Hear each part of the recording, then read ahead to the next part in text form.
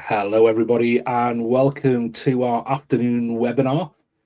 Bit of a change of plan than our kind of usual webinar series. So we're going to be going for 3 hours this afternoon. But you're not just going to be listening to my voice. We've got some amazing people joining us, which we're gonna talk about in just a few seconds. So thank you for joining us wherever you are. This webinar is specifically for schools in the European Union, and you'll see why in just a second. But as we advertised it, you will get a lot out of this no matter where you are in the world. So it's great to see that in the registration list that we've got people from pretty much every continent and many different countries around the world. Some of it will be specifically focused on the EU AI Act with our second speaker, Matthew, but a lot of the strategies you're going to hear about are applicable to schools, universities, colleges, wherever you are. So thank you so much for joining us. And yeah, let's do a bit of an intro. So I'm gonna just change over to here. Oh, and there's Matthew there. I wasn't expecting to bring Matthew in. Hi, Matthew. Good to see you. You can push me off again if you like. It's all right. I just forgot to remove you when we were having a chat before we went live. So Matt's going to be joining us in about 45 minutes. Really looking forward to it. See you soon, Matt. See you soon. Bye. Right, so yeah, so let me give you a bit of an introduction into who I am. So if you haven't watched one of these webinars before, my name is Dan Fitzpatrick. I was a high school teacher for a number of years in England, firstly in Manchester, then moved back to the northeast of England where I'm based now in a place called Newcastle, moved into school leadership, and then into college leadership, into digital strategy roles and innovation strategy. And now I get to help schools, school districts, businesses, colleges, universities, and consult with some governments around the world on AI strategy and kind of building AI skills within education. And I get to write about it. So I write weekly on Forbes and through my books. And I'm going to talk a bit about another book that's coming up very soon when I get into my presentation.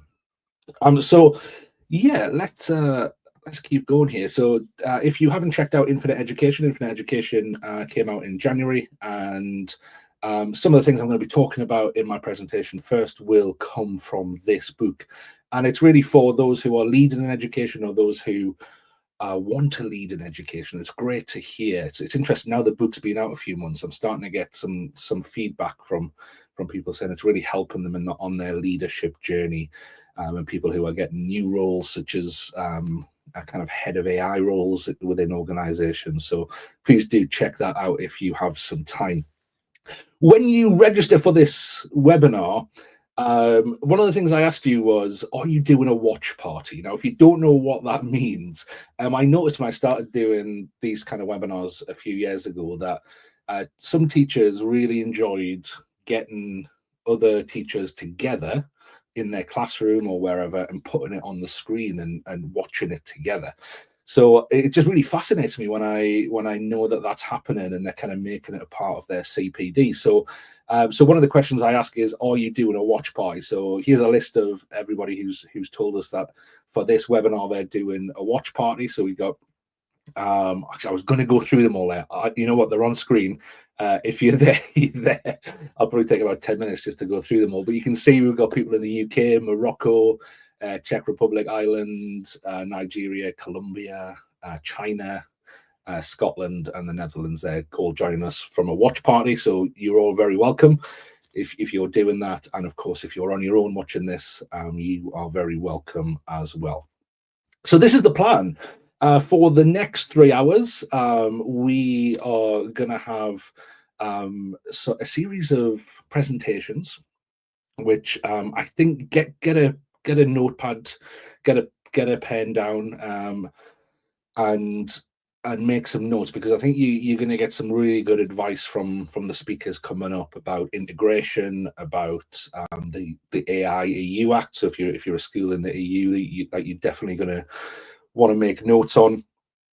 All of our speakers have got books out, which kind of elaborate on what they're going to be saying as well. So I'm sure they'll tell you about them and where you can get them from. And also, really don't mind if you want to take this webinar afterwards from YouTube, take the transcript and make some notes within your favorite AI platform, whatever that might be as well, and you just want to sit back at the moment and enjoy it, then please feel free to do that. So we're at 2 p.m. Central European time. We're all, I think we're probably, most of us are on different time zones, and we were just talking before we went live of just how confusing that can be. So because this is for the EU, I went with the Central European Standard Time. So it's 2 p.m. or just after 2 p.m. now if you're in that time zone. It's 1 p.m. for me in the UK and wherever you are. So I will refer to the Central European time. So 2 p.m. You've got me, so on screen here, and I'm about to go into a short presentation on the 7-step AI adoption framework for schools. So lessons that we're learning about good integration of AI into schools. Then I'm going to hand over to Matthew, who you just saw on the screen. Matthew is really kind of the go-to person in the EU at the moment for the EU AI Act. He literally wrote the book on it.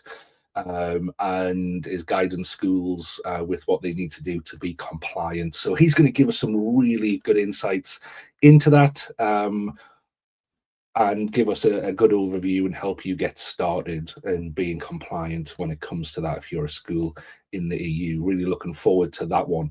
Then we're going to hand over to Philippa. Philippa is an amazing presenter who lives in the Middle East and has worked in schools and leadership positions out there, and now spends her time helping schools around the world with digital strategy and innovation. So I'm really looking forward to hearing the insights that she is going to give us there. Then finally, our last presenter will be Al Kingsley, MBE. And Al is a CEO of an edtech company and also a school governor and been in school leadership for a long time, writes a lot of books on leadership, on edtech. So I'm really looking forward to hearing what he's got to say and what he's going to teach us about governance, strategy, and implementation. I think I said this in a social media post the other day. It's very rare to get the four of us on the same lineup.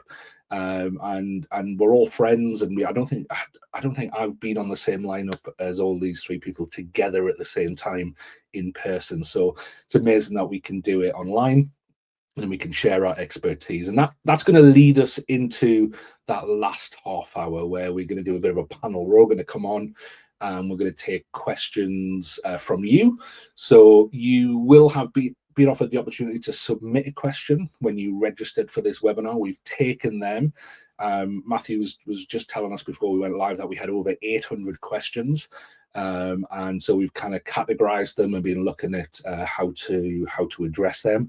But also we wanted to be reactive to what you're listening to as well. So you will also be able to submit questions as we go. So if you go over to aieu.theaieducator.io, which was the registration page for this webinar, you will see I have put right at the top of that page a link. If you click on that link, it's going to take you to a very, very brief form that will allow you to submit a question as we go. And so we'll be monitoring them over the next 2.5 hours, and we want to be reactive. So please do get your questions in if and when they come up. Okay, let me just check the time so I know how much time I've got. It is 10 past the hour, so I've got about 35 minutes before we hand over to Matt. And I want to share with you this session that I have been creating recently. In fact, this is the first time I've delivered this content, and I've called it 7 Lessons on AI Adoption for Schools. What I want to do is I want to get to kind of the heart of this session, which I think will really, really help you and give you a bit of a framework to just kind of look at as you are exploring AI tools to bring into your school, both for your teachers and for your students and for your wider community. Before we get there, though, I want to kind of explore the why and look at, well, why do we want to do this? Why do we want to bring AI into our schools in the first place? So if you've ever seen me speak before, you'll know that I mainly always start with this slide. And it's a quote by Peter Diamandis. Peter Diamandis is an American entrepreneur. And I think it was about 5 years ago now, this quote was used as a bit of a headline in a McKinsey report. And it goes like this: we'll experience more technological progress in the coming decade than we did in the preceding 100 years put together. Now, I've been using this quote in presentations for about 5 years. So before ChatGPT, before kind of generative AI really took off. And as I was using it, I kind of always thought in the back of my head, well, obviously this is hyperbole. It's an exaggeration, isn't it? Surely. But it's a nice way to get people talking and get people thinking about progress within technology in the world. Until the first time I started trying out generative artificial intelligence. Now, the role I was in meant that I was exploring some generative AI tools way back in 2021, so about a year before ChatGPT was released, and we were looking at how to implement them, some very early rudimentary versions in education. And even then, it was nowhere near the capability of what we got with the ChatGPT and GPT 3.5 in November 2022. But this quote almost started to bring on new meaning for me. And you might have had this realization the first time you tried maybe a generative AI chatbot like Gemini or ChatGPT or Copilot. You might have had this realization where you think, my goodness, even if this technology is integrated into the technology we already have, then how we interact with that technology changes in a very significant way. For many, many decades, we have had to almost learn the language of our computers to use them well. And I say that term loosely. I mean, literally in some cases with computer language, we have to invent languages to be able to get the most out of our computers. But also just the complex systems. I mean, if you think what are the most complex systems that you use in your school, I'm guessing it's probably your information system. It tends to be. You have to sometimes go on courses to learn how to use them. You have to watch training videos. You have to go into training sessions within your school. You have to make sure you're pressing the right things in the right order in order to get what you need out of it. Very much not like how we use generative AI, and with I suppose the dawn of generative AI, it allows us to communicate with computers in natural human language, which kind of still blows my mind in some ways, because now we can, and we see it around the world at the moment, people getting some amazing results and working with their computer systems just through natural human language.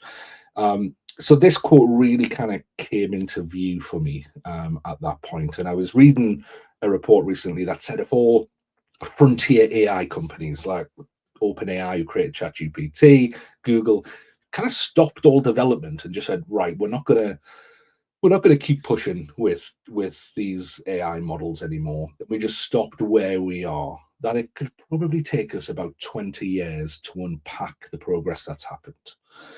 For use cases, for integration, for businesses to be built in order to integrate these tools and build products around them and so on. And the crazy thing is, and you probably don't need me to tell you, it's not stopping, and that it's pretty much everybody's agreed, although there's a lot of disagreement about how fast it will be, how far it will go, but pretty much everyone's in agreement that we're going in one direction really, really fast with this. And you just have to keep up to date with what's going on to see that pretty much on a daily basis. In fact, I created a daily podcast, a daily 10-minute podcast, just to try and keep up to date with what's going on. So every Monday, Friday, every day, I put out a 10-minute podcast that explores the latest news of AI in education.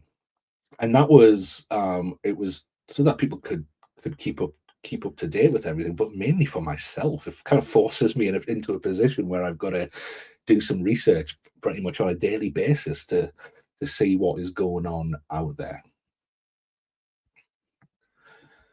I want to kind of base what I'm doing here in this strategic framework. Again, if you've heard me speak before, you've likely heard me speak about the 3-box solution to innovation. I studied, when I did my postgraduate diploma in innovation, I studied under Vijay Govindarajan. Vijay Govindarajan is a business strategist, and he does some amazing work with businesses, and he uses this 3-box model. I'm just going to quickly explain it to you because it kind of underpins a lot of how I think our mindset should be going forward in education if we want to innovate, if we want to be innovators in this space. Box 1 is all about what are we doing right now within our schools. So what's our systems, our processes, what's the performance engine, what's our success metric? What are we trying to get to? What does success look like at the end of the year, at the end of the next few years? Now, you might be at that point and you're sustaining your achievements, or you might be on the road to getting there. Now, we can innovate in Box 1.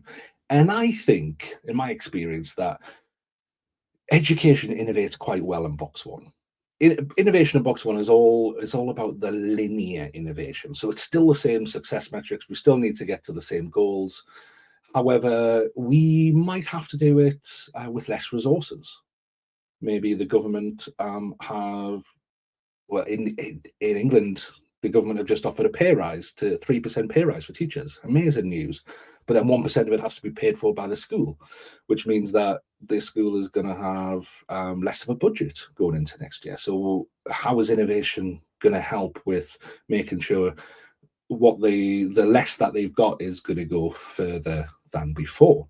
So linear innovation, I think we're doing this all the time in education. Efficiency, time saving. And if you think about it, how we tend to use AI at the moment is right in Box 1.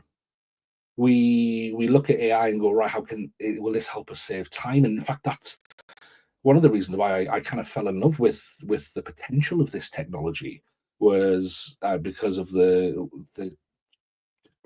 sheer workload that teachers have and how that could help them.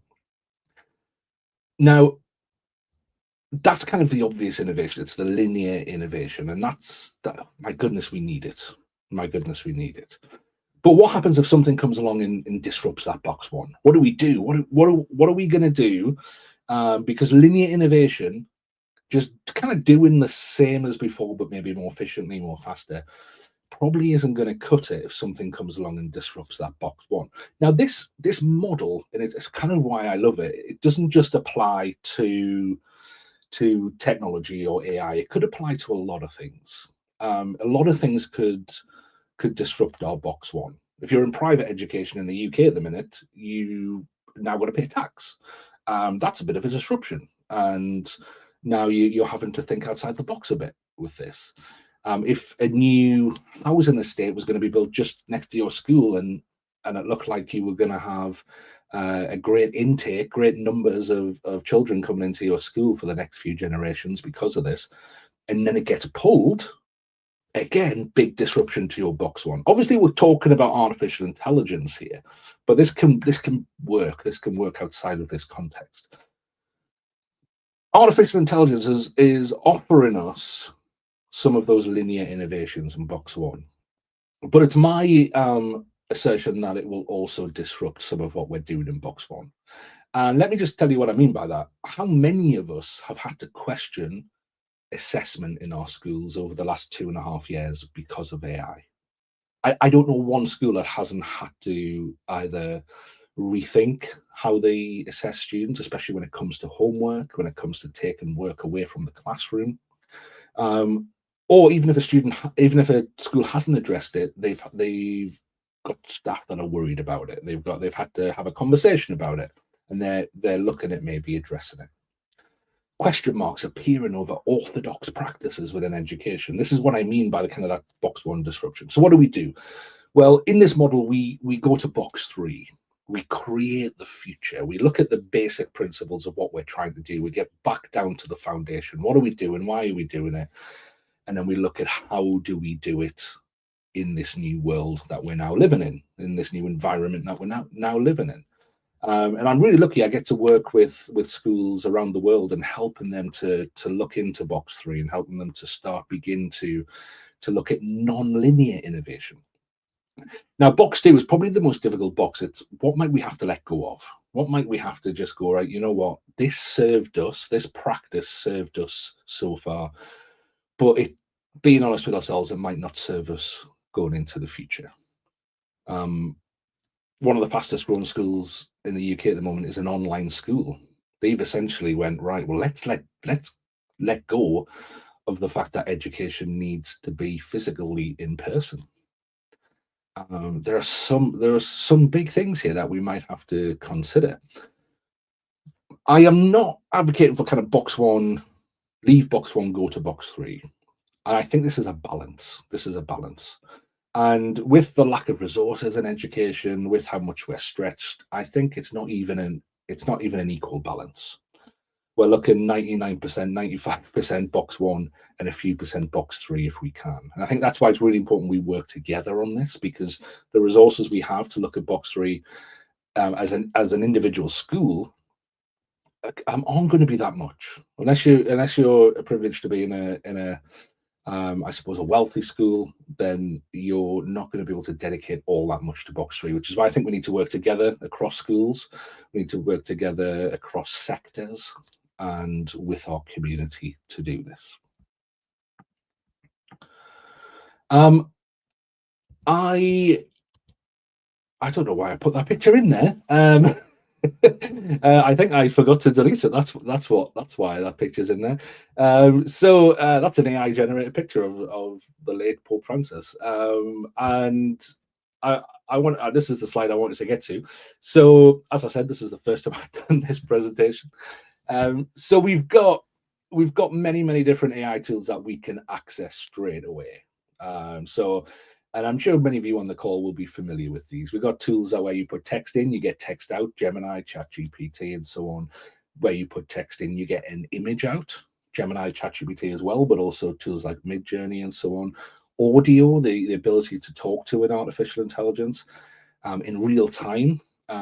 Seamless conversation is incredible now, and the ability to create music. Yesterday I was working with a company that work in music education, and we were looking at how can they innovate as a company that provides resources to schools, and looking at kind of AI generated music, and incredible some of the things that we are able to generate, but also how we can collaborate with these tools as well. And text to video is going through some major changes at the moment, and let me just show you a couple of examples of this, because I just kind of want to, I'm still in the why bit of this, and I want to kind of show you just kind of how fast things are going around this technology.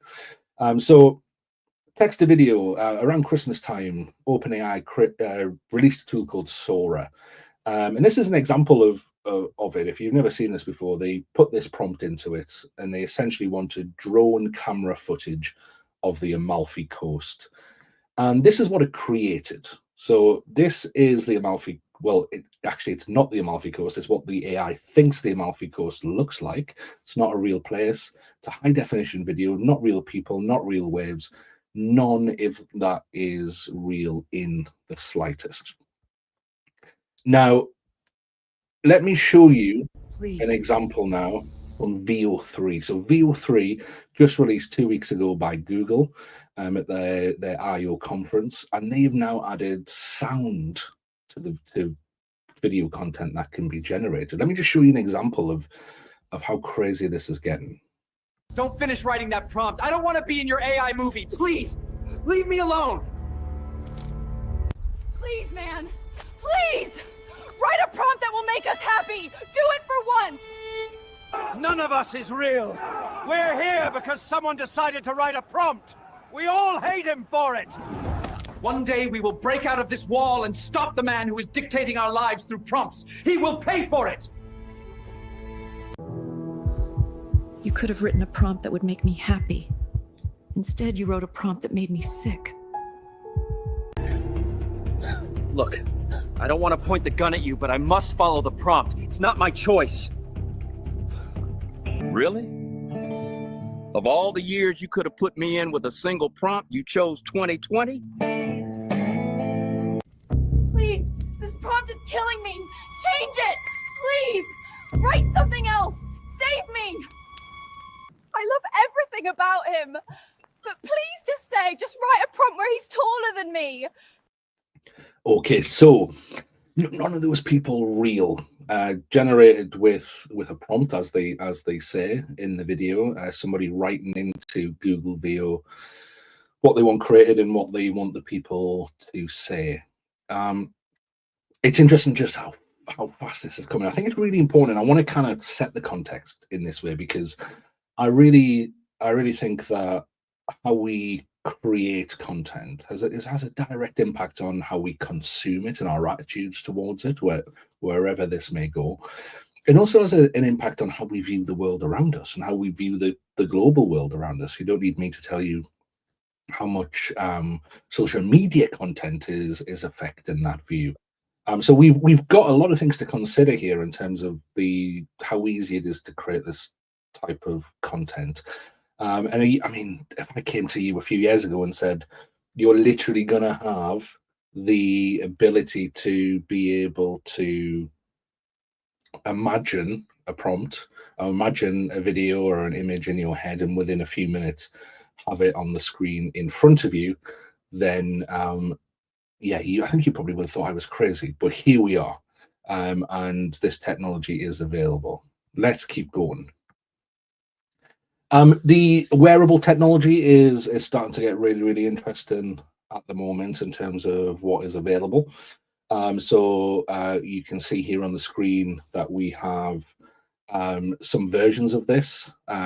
OpenAI in the bottom left-hand corner, Sam Altman there, talking about how they are going to be creating a new product, a wearable AI product, which they haven't revealed yet, but we're starting to see. Top left-hand corner there is the new Google XR prototype glasses that aren't released yet. And we have the Ray-Ban Meta glasses in the right-hand corner. So AI is going to be around us, is going to be on us if we want it to be, and maybe our students will as well. I keep saying when I work with teachers, how long is it going to be until maybe a student is wearing something like this in a class? Maybe this, it says in the student's ear, actually what your teacher just said isn't entirely true. Let me tell you the right answer. Then maybe when that student gets home, they fire some questions their way. Maybe it's trained in retrieval practice. So, I mean, the first part of that is quite threatening. The second part is interesting. Now, obviously, you don't want a technology like this in your classroom at the moment for lots and lots of reasons. But this technology is out there. In fact, I was just talking to a teacher the other day who said that a student had come into school with a pair of the Meta Ray-Ban glasses, and their parents had fought for them to be able to keep them in school. Obviously, the school wasn't going to allow it in the end. But this is starting to affect our kind of educational environments, this technology. We're moving into kind of an era of AI agents, and that is going to change a lot of how we use artificial intelligence as well. And we're starting to get glimpses of what that might look like. This is a platform called Convergence, and this is me just typing into it, pretending to be a student to see if it would do this for me. Here is my homework, and I put the link to a Google form quiz in there, and I ask it to complete the work for me. And then you will see on the screen that it accesses my browser and does a bit of research. So this is the AI doing this. And then opens up the form in another browser window and starts to complete the form. So this technology is out there. Our students could be using this. I'm gonna skip past a few of these slides just to kind of keep on time. But let me share this with you. So last year, Mustafa Suleyman, the British businessman who created, or the co-founder of DeepMind, wrote a book called The Coming Wave. In there, he said this. He said, "Consider that children who grew up traveling by horse and cart and burning wood for heat in the late 19th century spent their final days traveling by airplane and living in houses warmed by the splitting of the atom." Now, I think the point that he's trying to make here is that Innovation that disrupts society is not new. And I went on a bit of a research journey into looking into this. This fascinated me. And in Infinite Education, my latest book, I dedicated a chapter to looking into kind of the history of how we've innovated, how we throughout the history of our species, how we've created technology that essentially disrupts the skills that we have, disrupts our outlook on life, and changes society. And we've always done it. This is what we've done. This is, you could look at the whole history of society through this lens. Now, that's not to say that because we've done this with other technology that we have the answers here. That's not what I'm saying. But I think it means that we need to expect that humans do this. But what we need to do is we need to have the wisdom to be able to have the right conversations around it. I think especially in education, where we are responsible for the formation, in a way, of the next generation, and parents who entrust us with their children. We have to do this in a collaborative way, in a wise way. And it worries me sometimes when I know that a lot of schools haven't even started to look at this yet our students are already living in this world. So yeah, let's keep going. I'm aware that I don't know if my video is frozen. I've just looked down and my video seems to be frozen, but hopefully you can still hear me and see my slides. So why AI? So AI, I think, for me, it's just down to these three simple reasons: preparing our students for success, giving our staff, our teachers, everybody who works within our education systems the best tools possible to do their job, and staying relevant. I was starting to see a lot of new educational alternatives appear, some of them online, some of them backed by AI, some of them gone completely the opposite way.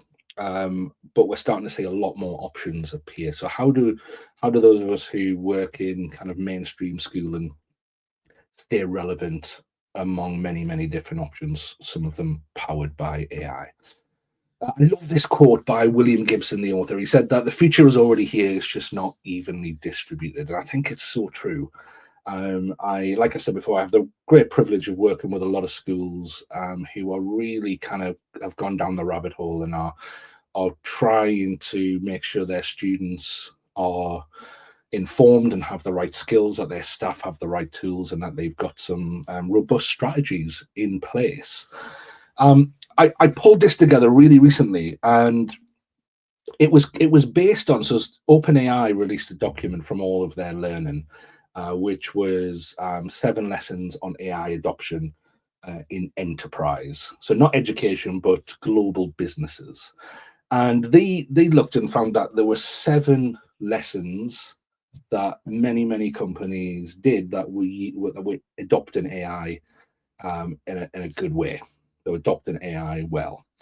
And I looked through these and I noticed a lot of the same lessons I was seeing within schools and colleges and universities who were adopting AI in a good way.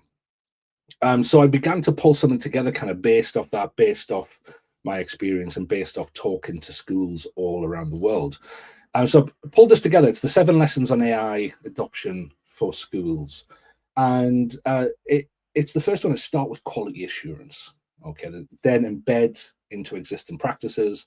Start now, educate your AI tools.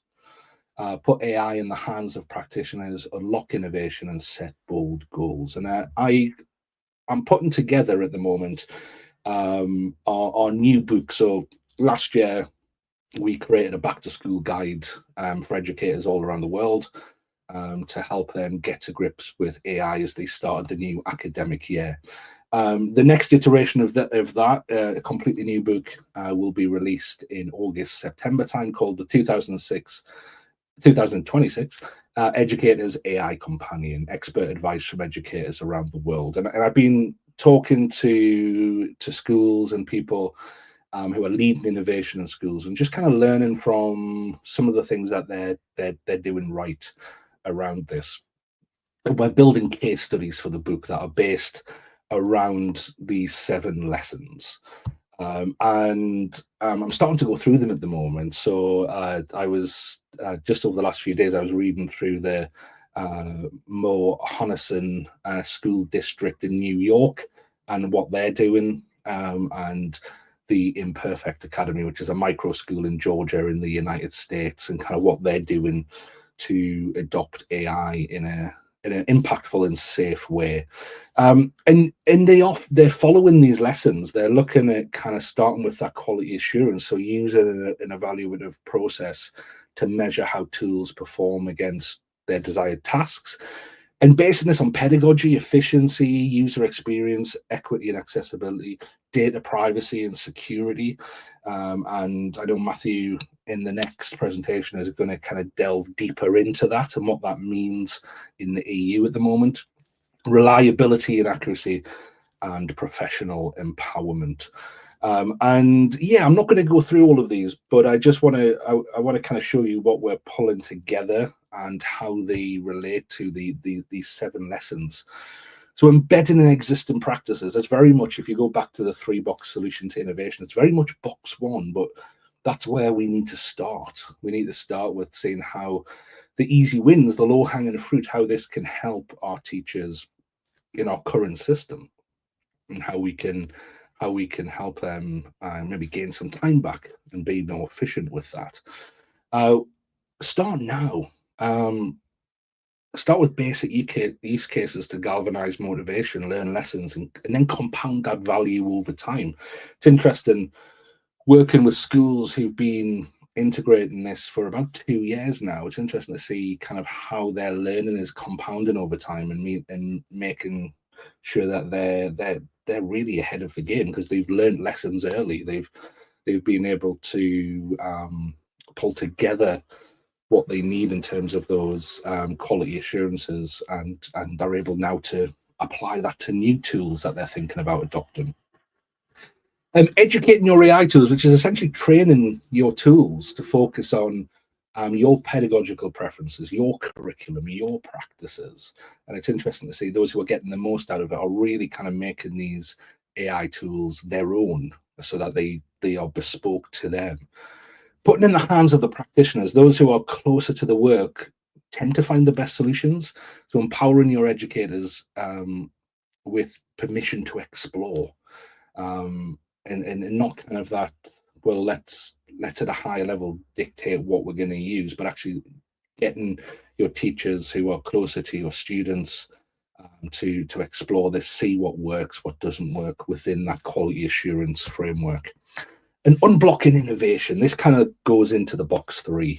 How are we making sure that we are creating a culture and an environment to be able to make sure that we are moving with the disruption and going back to our founding principles of education and what we're doing it for, and creating innovative solutions that might not be what we're used to, but might actually serve students more in the time that we're in. And I've got in Infinite Education, I've got a whole process of how you bring a group together and to do that. In fact, yesterday I lead a leadership cohort of teachers around of leaders around the UK, and we were looking at how do you bring that perfect group together, that accelerator group who's going to try and unblock innovation around your school. And there's some amazing ways you can do that, and how you get people involved within your school and within your community, and kind of not resting there, but then setting your bold goals. Being strategic about it. I often, when I'm leading strategy sessions, I talk about something my dad used to say to me when I was younger. And he would say that whenever you come up against a challenge, think of it as a wall and throw your hat over the wall. I by the way, I grew up thinking this was like a popular saying. And I remember when I was probably a teenager saying this to some other people and realizing that, yeah, it's just one of those things that your parents say and nobody else says. But he used to say, like, if you want to get over that wall, you've got to throw your hat over, because then you got to get to that hat if you want it back. And we don't know how we're going to get over the wall yet. We're going to try out one way. If it doesn't work, we're going to try out another way. But we know where our strategic vision is. So set those bold strategic visions. When I work with a school, it tends to be a 5-year vision. And we really put a lot of effort into where we want to be and then look to reverse engineer that. But we might get it wrong. I think that's one of the reasons why I kind of say don't jump into a strategic plan too early, because that plan will change a lot. But we do know we're going to get over the wall. We're going to get our hat back. We're going to get to where we need to be. So don't be afraid to be bold there and to set those goals. As I come into end here, I just want to leave you with this quote from Wayne Gretzky, who the famous ice hockey player, who said, "I skate to where the puck is going to be, not where it's been." For me, this quote sums up perfectly box 3 innovation. And I think as a education system, as individual schools, this needs to be our motto now. I often say when I'm working in schools that if I was the head teacher, I'd put this above the door on the way in. It would be visible everywhere. I skate to where the puck is going to be, not where it's been. I think it's difficult. It's easy to say that, but it's a difficult thing to do. I'm gonna draw my bit to a close there. And we're going to bring Matthew in a second, who's going to drill more down into the EU AI policy, what it means for schools, and so on. But really wanted to just kind of set the context here of the why are we advocating for using artificial intelligence in schools, the context of how it's developing very fast in the world around us, and how we might start to practically bring those tools under our roof and make sure that we're doing it in a safe way, that we're doing it in a way that empowers, and doing it in a way that puts our sights into the future and doesn't make us stagnate. So hopefully that's been helpful for you, even if my video has frozen, which it looks like it has. But hopefully you've been able to hear me and get something from that. So I'm going to bring in Matthew now, and Matthew I think will be moving hopefully. So let's bring Matthew in here. Hi Matthew. I think I'm moving. We can hear you Dan the whole time. Your slides are on screen as well, so that's all good. Oh, fantastic. Great. I've got no idea what's going on, but I think we've got every single time we do a presentation together, we have a technical problem. So at least it's you this time, not me. It's almost like we should work in educational technology or something like that. Yeah, maybe. And learn how to solve these problems. Really looking forward to your talk, Matthew. I think a few months ago, when you allowed me to have a look at an early preview of your book on the AI Act in the EU, it was very clear at that point that this was going to be something that was going to be so beneficial to schools all around Europe, and I'm so excited that you released it, and the amount of support and backing that you've had for that. And yeah, get Matthew's book if you can, and I will hand over to you, and I'll just bring your presentation in. Amazing. Bring mine out, and I will step out and see you in 45 minutes. Okay, see you in a bit. Hi, for those of you who don't know me, I'm Matthew Wemyss. I like to say my last name because it's usually the first question that people ask me of how you actually say it. I am the Assistant School Director of the Cambridge School of Bucharest. So I'm based in Romania, which is in the EU, which is why kind of when I've been playing around and experimenting with AI for like teaching it for many years, because I'm a computer science teacher, but really kind of diving into how tools like generative AI tools can support teaching and learning for the last few years. And obviously with the EU AI Act coming into force and certain checkpoints and deadlines coming up, kind of my attention went into trying to understand this as a school leader. And yeah, so that's kind of where it began. And I think I ended up spending 3 months reading the Act every night until I kind of understood it, got my drafts checked by a lawyer, Since then, it's been checked by 2 entrepreneurs developing tools, another lawyer, and someone who works in tech. So I've tried my very best to do my due diligence as much as possible, and everything that's in the book that's on Amazon. I'll give you a link towards the end, but really, I want to get into the presentation, which I believe or hope you guys can see.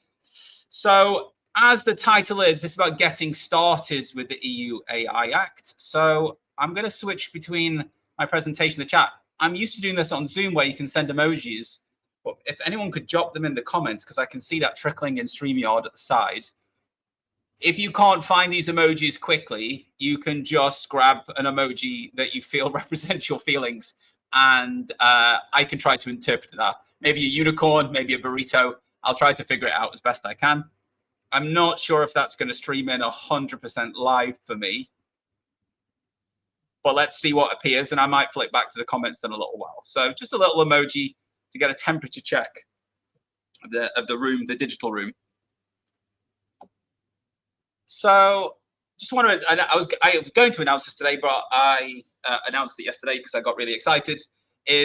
Yesterday I got my results and I passed my AI governance professionals from IAP.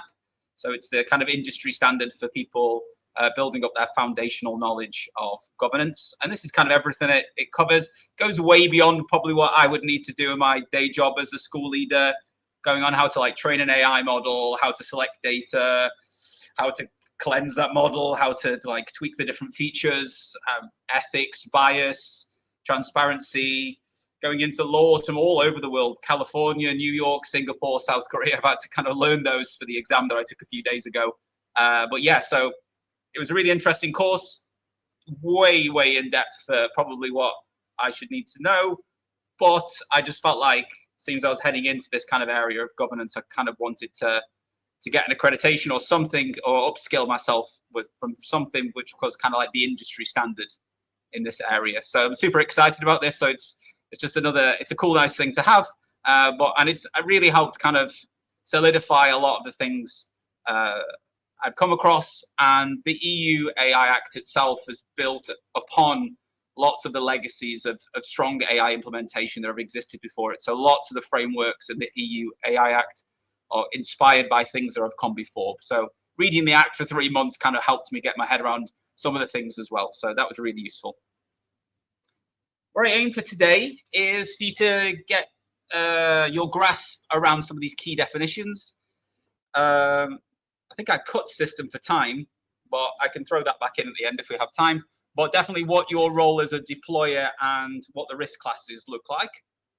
How to spot them and some key features to look for. And we're going to look at the timeline and what that means. We're going to go a little bit beyond 2026, actually, when I worked on the timeline. And then hopefully at the end, you'll have some practical steps that you could take away to think about what you might want to do first in your school.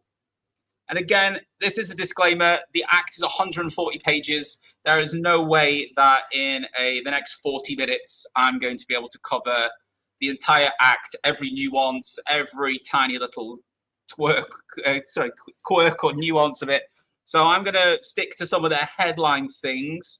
But as always, you're going to have to work in your context with the national authorities when they're established in your countries, with your lawyers, with people you might want to get trained up, or AI governance professionals as well, to make sure it works in your context. So what I'm saying today is kind of step one. There's lots of work that needs to happen as well, because I'm going to paint with some broad strokes at times, where really your AI implementation and your governance strategy is going to be unique to your school, just like many things are unique to individual schools.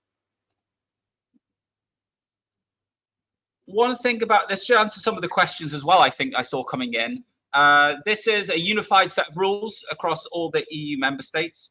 I always keep on saying extraterrestrial, like an alien, but it's extraterritorial scope. That means I use an AI tool that's used in South Africa. It's made in South Africa, but it's been deployed to me in the EU. Therefore, they need to comply with the EU AI Act. So if you're in the UK, you don't have to comply with the EU AI Act because we're not in the EU anymore, unfortunately. But if you were in the UK building a tool and that was going to be used in Romania or France or Germany or anywhere else in the EU, it would have to, that tool, as a provider of that tool, you'd have to comply with the EU AI Act. It has a risk-based approach. Many of the, I think you told me China that has a slightly different approach, but it has a risk-based approach. So the higher risk, the stricter the requirements are.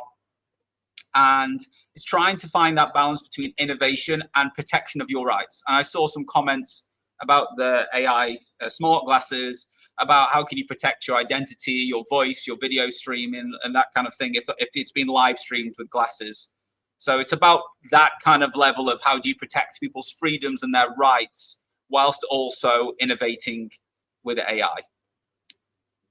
It started or entered into force, that's the official terminology, in August 2024, and provisions are clicking into place over the next few years. And I put little asterisks there.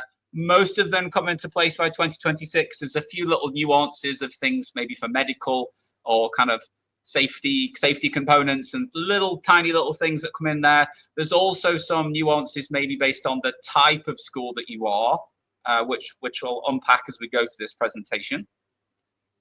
This is kind of where we're sitting now, where prohibitive practices, which I'll talk about in a little while, sometimes called unacceptable risk, they are banned already. So you can't be using these particular types of AI in the EU from February 2025. And AI literacy duties, which means that you should be training up your staff to have a suitable level of knowledge to use the tools, that the AI tools or the AI systems that are being deployed in your school. And by this August, member states should be putting into place their market surveillance authority. So who's going to enforce the act in Romania, for example, should be in place by this August. The GPAI, that refers to general purpose AI. So that's tools like Gemini, ChatGPT. There should be codes of practice for them. It's mainly going to impact them as providers. So it's some things that they need to do about the way they train their model, the way they collect data for those models. So there's lots of that which is applicable for providers, but you might want to make sure as a deployer, as a school that's using AI, that you are using ethical AI tools that are trained in the correct way, that aren't breaching privacy, etc. And the penalties become operational. So some of these penalties are kind of in force, but really they're going to start like coming to collect or enforce those over time. So really they'll be coming for kind of the prohibited thing straight away, because as you can see here, that by August 2026, this is kind of where the high risk AI provisions come into place for schools or businesses, or basically across the EU for anything if you're using a high risk, something that's been identified as high risk. One thing that is interesting is in February 2026, so they should be issuing the EU AI office should be giving some classifications or some guidelines around a high risk system. So wherever you're looking at in parts of the Act, like Annex 3, there's hopefully going to be some more clarification to outline what that actually looks like in practice. So those guidelines should be due there for us to look at, hopefully, because the school education has its own section there. So hopefully there'll be some kind of annotation or a little bit more detail about what that looks like in practice. And I said that almost all of the EU AI starts to apply. There's a few little things. I'll send you a website in the chat, which I've used as a good reference point for the timeline. And there's a few nuances here in August 2027. So any of those GPAI models, so something like ChatGPT, if it was on the market before August 25 and it didn't have any updates or didn't make any changes to it, it'd be fine to comply by the codes by August 2027. Most of them update quite a lot. And if they update, that would trigger automatic compliance. So if you were using your like a system and suddenly there was an update to it, that would trigger the earlier compliance. So whenever you updated it, essentially.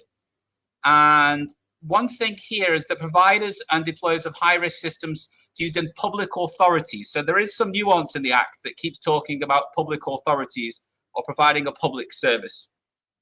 I've dug into this for my school, and it's not 100% clear where we fall in it because we operate as a charity, a charitable foundation. So it's worth you finding if you, a public authority would be typically in the UK equivalent would be a state school.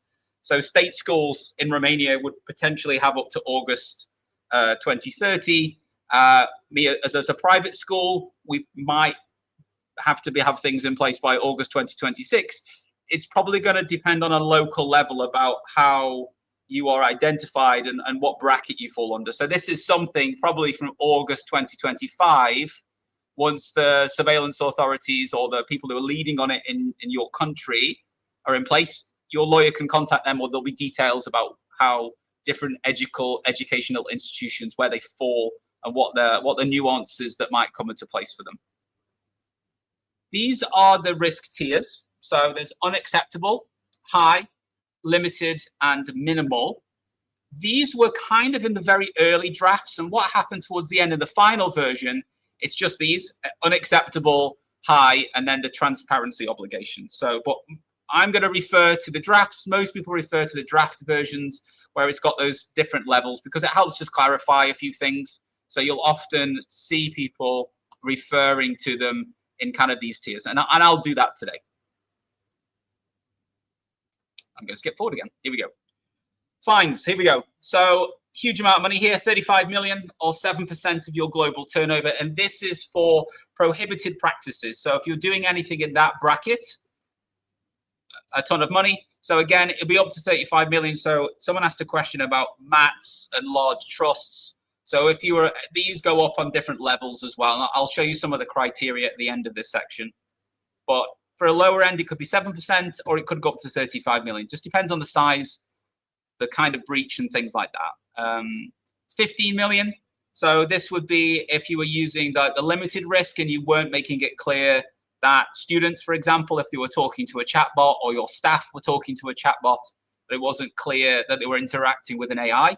So 15 million, 3% up to 15 million. And then if you were working with the authorities and you supplied anything that was false, incomplete, or misleading information, there's a fine attached there as well.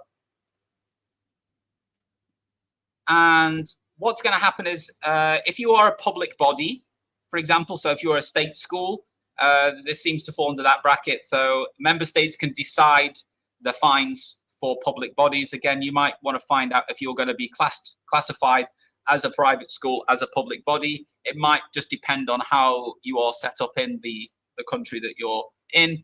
Probably if you're a private school, you might be classified as a business, therefore August 2026 would be what you're aiming for. This is something that you're going to probably have to find out from August this year. And these are the kind of things, it's not a nice looking slide, I apologize, but I did it in quickly today. The fines will be judged on the severity, how big your organization is. Was it intentional, or was there evidence that you did something negligent in terms of the breach? Did you work with the authorities to fix it, or did you try to hide it? Did you try to mitigate this harm immediately, or was it something you planned for and something went wrong? Did you make any money from cutting a corner? Probably more applicable to business and education, but did you have any prior violations, and did you have or not have any internal measures? All of these things will be considered when they are kind of giving the fines. And now let's move on to the fines and onto something a bit more fun. But the fines usually tend to get people's attention, so I thought I'd start there. What I thought I'd do is pin it onto something that schools kind of know and kind of link them together. They are separate, but do overlap. And with GDPR, something we all know very well. And GDPR is about how personal data is handled. It dictates in the legislation that you need a DPO. And I've just kind of grouped the organizational competencies. So making sure your staff know how to handle data, that there's human oversight. You've done risk management to your DPIA. Transparency, how you're using data, minimization of data collection. You have your documentation and you are not doing anything that's prohibited. The EU Act has a similar kind of vibe to it, where it's all about how AI is being used safely and ethically in your school. And there isn't a statutory doesn't lay out having a role like DPO, there we go. But I would say, because of this is pretty much the same that you've got to do over here, you're going to probably need a point person to help on site, or be working with a lawyer closely during the decisions you make. I think it's going to be better for you to have someone on site who can lead on things like AI literacy, making sure the correct oversight is there. You've done the risk management for AI systems. You have the transparency in place. You have the correct documentation, and you're not breaking any of the prohibited parts of the Act as well. And as I said, this is like going back to that disclaimer. I'm going to focus on the deployer. There is so much of the Act which is linked to providers, but in today's session, I'm going to look at you as a school deciding what AI tools you're going to use and how you're going to deploy them and be compliant. Unacceptable risk. Again, stop using it now. Well, stop using it way back in February. And here's some examples. These are taken from the Act. I've kind of put in yellow here ones that you might see more in education, hopefully not, but the ones that maybe are more applicable is anything that's going to subliminally or manipulate students, anything that might exploit vulnerability. So if they're interacting with any chatbots that might exploit them or manipulate them anyway, if you're using AI to somehow do social scoring, I watched the TV show Community, show my age, something like the Meow Meow Beans, where you're getting different points based on certain actions, and you're ranking students using AI and those AI interactions. And then anything which is using biometrics to infer emotion or intent in the workplace or in education. So the other ones are there on screen. So sensitive biometric categorization. So it could be like scraping, untargeted facial scraping. So if you had a CCTV system and you were scraping images of students for some reason, or in a public area outside the front of the school. But I've highlighted these ones because hopefully not, but probably the most linkable to education. And the best example I can think of is there's this brain reading headband, and it measures engagement and attention. Is that inferring emotion and intention? I think probably, but I wouldn't want these in my school anyway. I don't think many schools will have unacceptable risk systems in place, so I'm not going to spend too much time on them. But it's just being aware of, you don't want to invest in something which is going to be in a huge breach of the law. Now I'm going to go down all the way to the bottom to minimal risk. I'm going to kind of roller coaster my way through the Act because it kind of makes sense that way to me. So this is the one where there's no real obligation, but it's good to have a code of conduct. So this might form part of your AI policy or go into your staff handbook about the way you are going to use AI in your institution. And here's some examples here. So very basic recommendation systems. You picked this book from the library. Would you like to read this book next? It's the same kind of level, like, I don't know, like a reading level that you're at before, or you like these kind of books, maybe kind of like Netflix. What it kind of does, it recommends things to you. Any simple administrative tools, kind of spam filtering or something like that. If you've got an AI spam filter, they kind of fall here. Spell checking applications, they've been around for many years. Something like Grammarly, checking your grammar would be minimal risk. Anything that maybe does some scheduling. And I've just put there in blue, there's no extra obligations. I would say in general, it's good to have a code of conduct in your school to keep trust high. And in this case, on every level of this, everything that's in GDPR and other digital and tech related legislation across the EU, that still applies alongside the EU AI Act. Now let's go back up again to high risk. So this is taken from the back, the Annex 3. So there is more to this than Annex 3, but what I've done, again, going back to that disclaimer, I've just extracted what I believe is relevant, or it just is the educational or vocational training part. There is some sections on biometrics, so if you wanted to go down that route, there's things for you to read there. But this, as an intro, I just want to focus on what would be considered, or is considered in the EU AI Act as high risk use in education. So I haven't highlighted anything here, unfortunately, but if you were using any systems to kind of filter students, to rank the, well, yeah, to filter them for any entrance into your school, that would be classified as a high risk, and you're going to have to say how you are not impacting their right to an education through the filtering and the admissions process you might put into place. Some companies are doing this. Some HR companies, recruitment companies are putting these systems into place. But in education, we have to make sure, because every child has the right to an education. So we have to make sure that our systems don't penalize or discriminate against certain groups of students or individuals. And this is the one which is probably going to grab most people's attention, which is about it shouldn't be used to evaluate learning outcomes. And that evaluation shouldn't be steering the learning process. A natural persons is you, it's people. So that could refer to vocational training. So lifelong learning comes into this as well. But if you are using any AI to evaluate learning outcomes of students, so grading their work, I would say, and those outcomes are used to steer the learning process. So maybe it decides what set they go in, it decides what activity they get next. So I'm hoping when those guidelines come out in February 26, there will be some more breakdown of what this means in B and expand that out a little bit more for us, because we can interpret some of this, but it'd be good to have a little bit more guidance on types of systems that are out there and things we need to be aware of, because it's a law, so some of it's open to interpretation, so it'd be nice to lock a little bit more of that down. And yeah, so again, C is kind of if you're assessing their appropriate level, and that means they can't pick these options or they can't go into this set.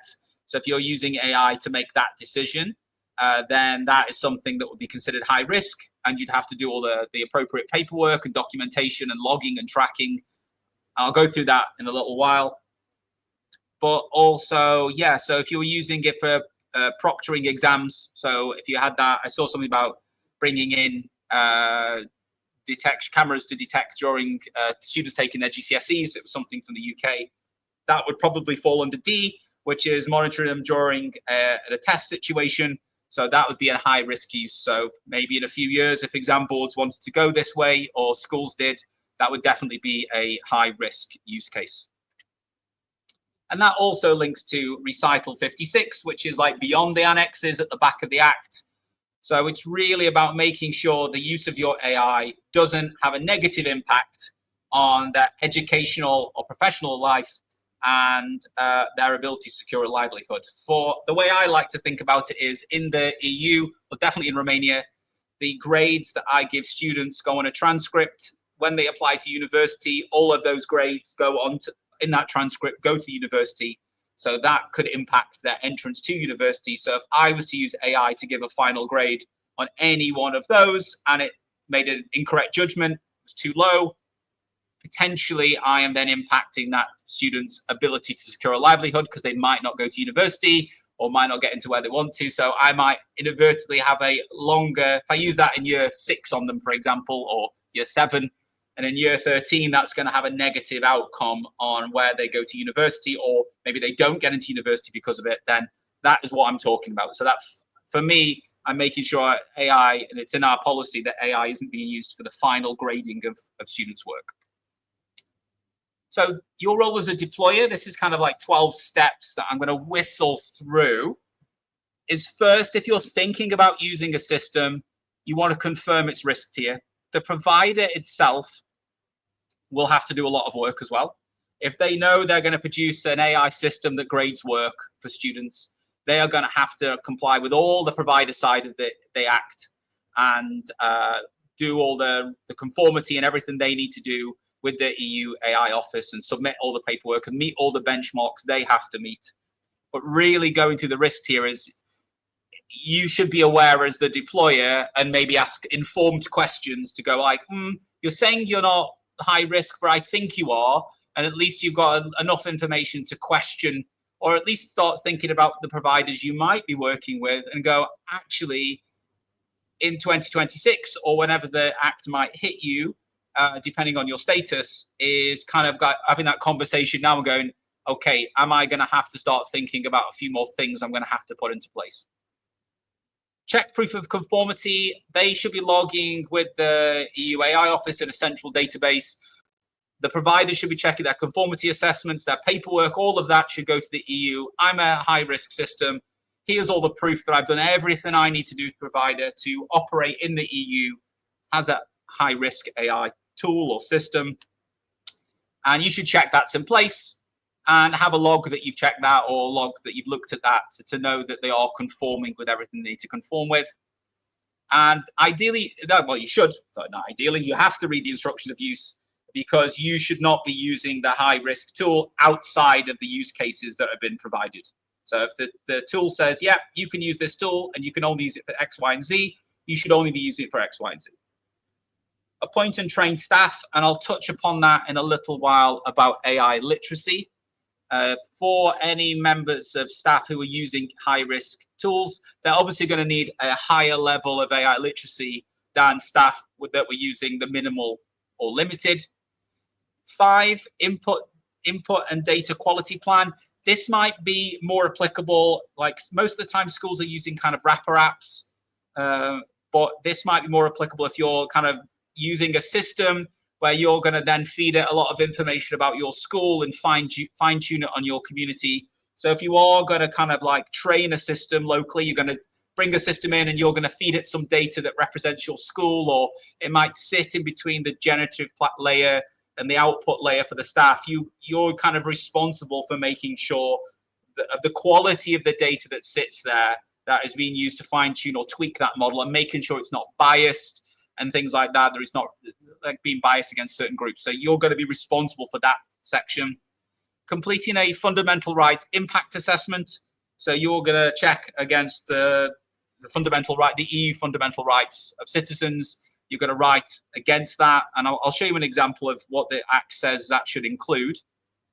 And the EU says they're going to produce a questionnaire which should help inform how we complete those. So that should be hopefully common this year, I believe. I've got it on another slide, the date that's in the Act. But again, that's kind of a target date. Some things might move a little bit later.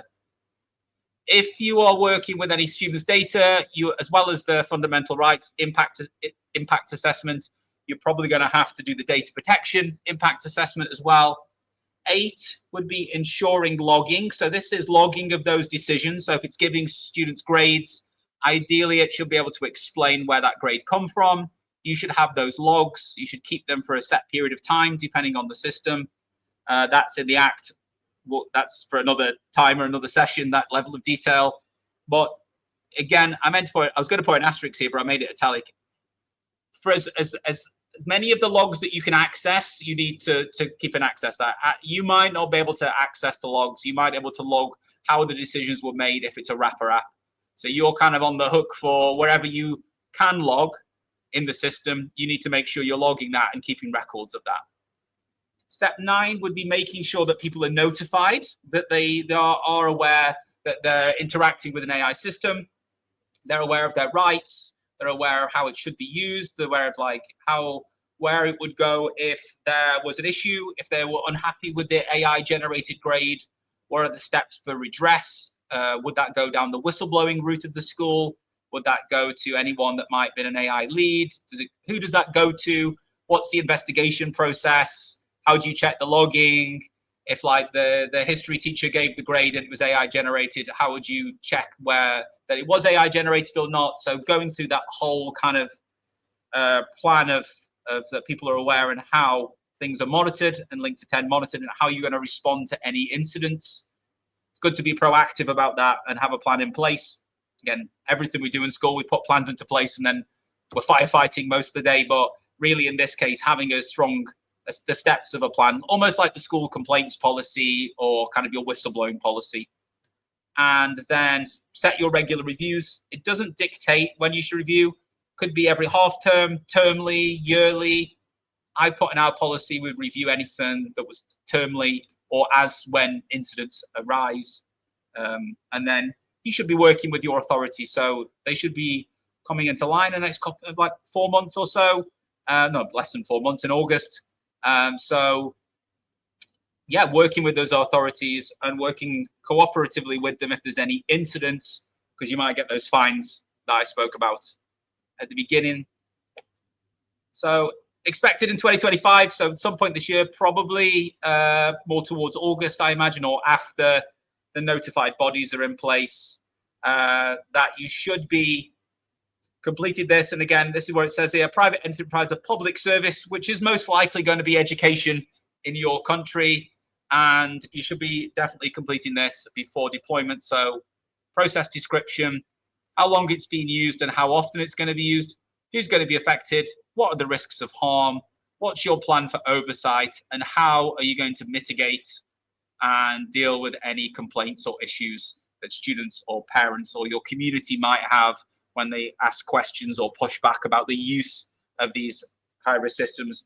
If, for example, you use an admission system and it's in the admissions process, what would be the parent and the student's course of redress if they weren't happy with the outcome? How could they question that? You should then log the decisions that were made by the system on how they got filtered and things like that. So how are you going to go through that process? So based on the high risk use cases that were outlined in Annex 3. Or I went through just the educational part, just to clarify that. There's other parts, there's other high risk uses that could potentially link to education, but this is the education and vocation section I just extracted there. Now, let's go to limited risk, which is probably where most of the tools you use are going to sit. And in this case, transparency is key. And just that note, that at this level, GDPR, other regulations to do with technology in the EU still apply here. So you can't just go, oh, we're doing the EU stuff, so I'm not going to do any GDPR or anything like that. Everything still applies. You just have to do more of this, or make sure more of this is in place. This is where things like chatbots and virtual assistants would sit. Anything to help with writing, as an example, image and video generators, transcription and translation tools, and just to make sure that limited risk does not mean there's no strings attached. There's certain things you're going to have to do if you have limited risk tools in your school. Most of that is to do with transparency. So I'm going to unpick those for the next 5 minutes or so. And here's an example. Hello there. Here. I'm Charles Dickens, and I'm delighted you'll be studying A Christmas Carol. So this is an example where, and I commented on someone, because I've seen lots of like historical videos that people have done with VO3, where it's like an influencer in a Roman village, and it's clearly that wouldn't be happening, but you'd be surprised. So this is Charles Dickens with a kind of fake looking mouth, watermarked, made to look like an oil painting, and students asked if this was still Charles Dickens. So I thought I'd labeled it up enough. This automatic watermark from the company was sitting there, but it's all about students being very, very aware that this picture was AI generated, and especially because this is essentially a deep fake of Charles Dickens, and also being aware be aware of that and making sure it's crystal clear to students when they're interacting with anything that's certain things that AI generated. So chatbots, for example, and again, I put the fine for transparency there. So if you're not transparent about the use of AI, so if I was chatting to this chatbot and it wasn't clear that they were using a chatbot, I think in this instance, it was clear. There's also a tag at the bottom here that says it's AI. I tried to make the picture AI. They have to log into a platform, and it says like AI tools on the top. So it's really explicitly labeled in the tool that I use. But still, it's making sure that every student is very aware this isn't a person that they're talking to. And just to make you aware that even if you're using something like a chatbot, it technically is limited risk, but if you started to use it for Annex 3 use cases, so if you started to use it in your admissions process, if you used it to start to evaluate learning outcomes or those other things that were in Annex 3 that I spoke about, then you would probably need to do your fundamental right. You would need to do the high risk obligations. So you just need to be very careful if your staff are using chatbots. You're very clear which are the use cases that they can use them for. Simple FAQ bots, something like this, where the chatbot isn't evaluating them, it's just helping them. They're using it for revision, a little bit of back and forth. That would be fall under limited risk. If I was using it to, or the chats or anything like that, to kind of make judgments, or the chatbot was making, I got the chatbot to grade them, they uploaded their work, the chatbot graded them, and I used that chatbot's grade, that would be falling under the high risk use of a limited risk tool, if that makes sense. So you can elevate the risk level through use case, as well as just picking something, or as well as buying an off-the-shelf kind of AI tool for admissions or grading. You can push a chatbot up into that category. Deepfake content. This is extracted from the Act. For example, I wanted something to put here, and I used Grok probably for the first time, probably for the last time as well. It's wild. It will literally generate anything. Here's Elon Musk and Trump fighting, probably very applicable now, in a World War II trench. I think I didn't use the version where I went on and added aliens in the background abducting soldiers. They will literally generate anything. But you can see here that the deployers of these generation tools should be including some machine readable tells that it is an AI system. So they might be visible to the naked eye, they might not be, but in this case, there's the Grok labeling here. You had the DID labeling on on Charles Dickens that I showed you.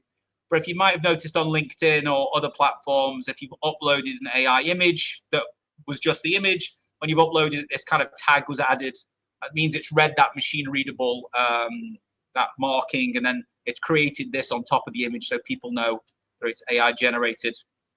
But yeah, this matters of, we'll talk about text in a second as well. But the main thing is for these, this is what it says, that if you're generating any text about the public on matters of public interest, and you need to disclose it, and there's some outline there about the process of human review, editorial control, and if you're willing to take full responsibility for the text as well. So it's really about, if you're using AI generated text as well to do something maybe more publicly, then the buck stops with you. Essentially, it's your responsibility. You've approved that text and you've said it's good to go. So therefore, you're legally on the hook for anything that occurs from that, any repercussions from that.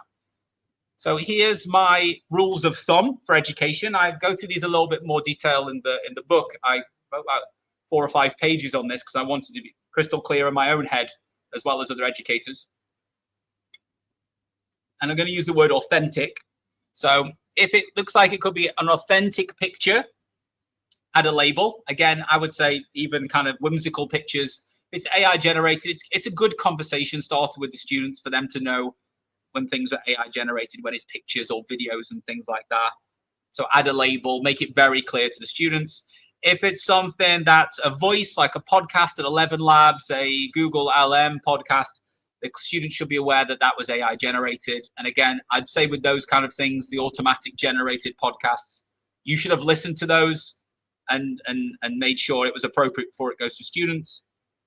One thing, the line I've drawn at my school is with resources for students, for example, worksheets, questions, they have to be vetted by the teacher. They don't necessarily need a label. Anything that might be a real world account, so if the AI generated a soldier or Henry VIII's account of something, that would need to be labeled at my school, because I think that's an authentic story. It's a matter of kind of falls into that public opinion. It's essentially a deep fake text is the way I've kind of phrased it, is that they should be very conscious about making students aware that actually isn't an account of a medieval scholar. I used AI to generate this. And again, if you're interacting with a bot, it needs to be labeled as well.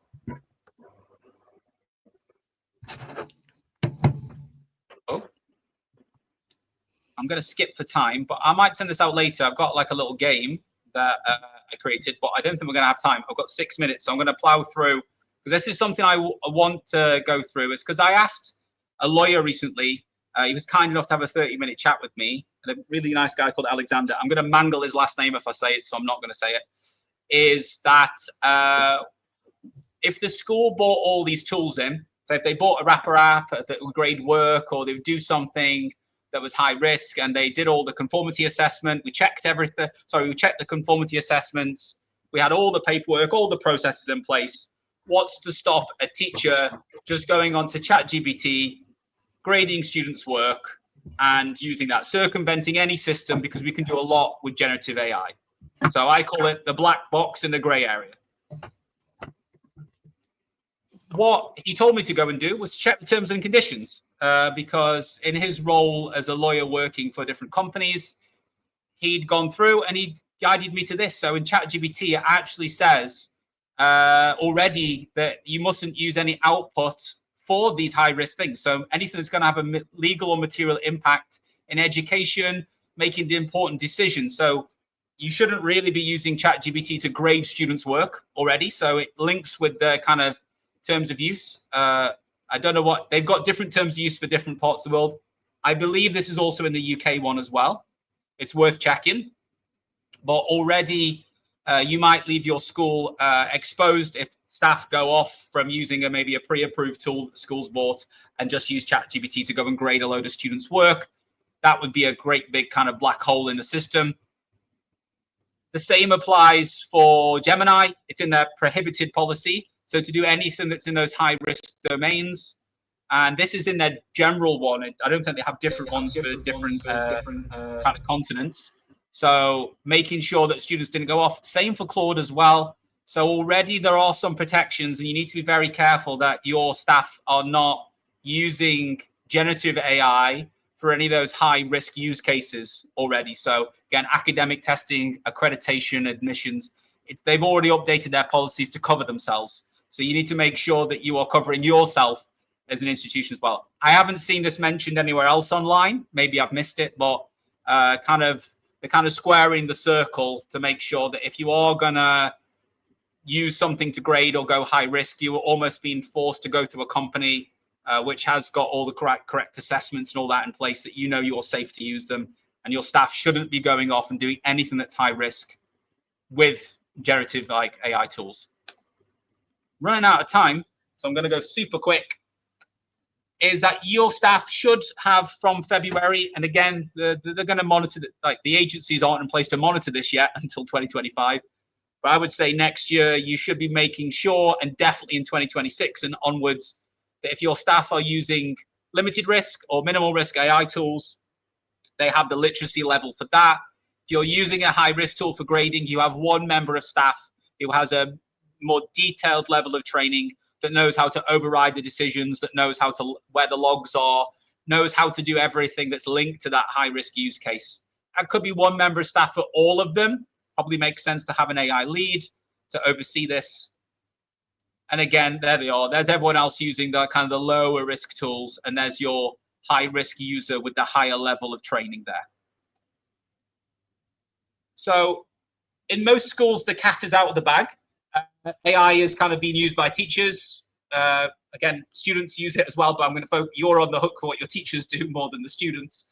Well, except for an exam board, for example, but in terms of the EU application, the ACT application, I would make sure assessing, so making sure you are checking, you know what's being used in your school, you run it up and against those risk levels, and you know where you're at and what risks that might come, they are associated with those use cases.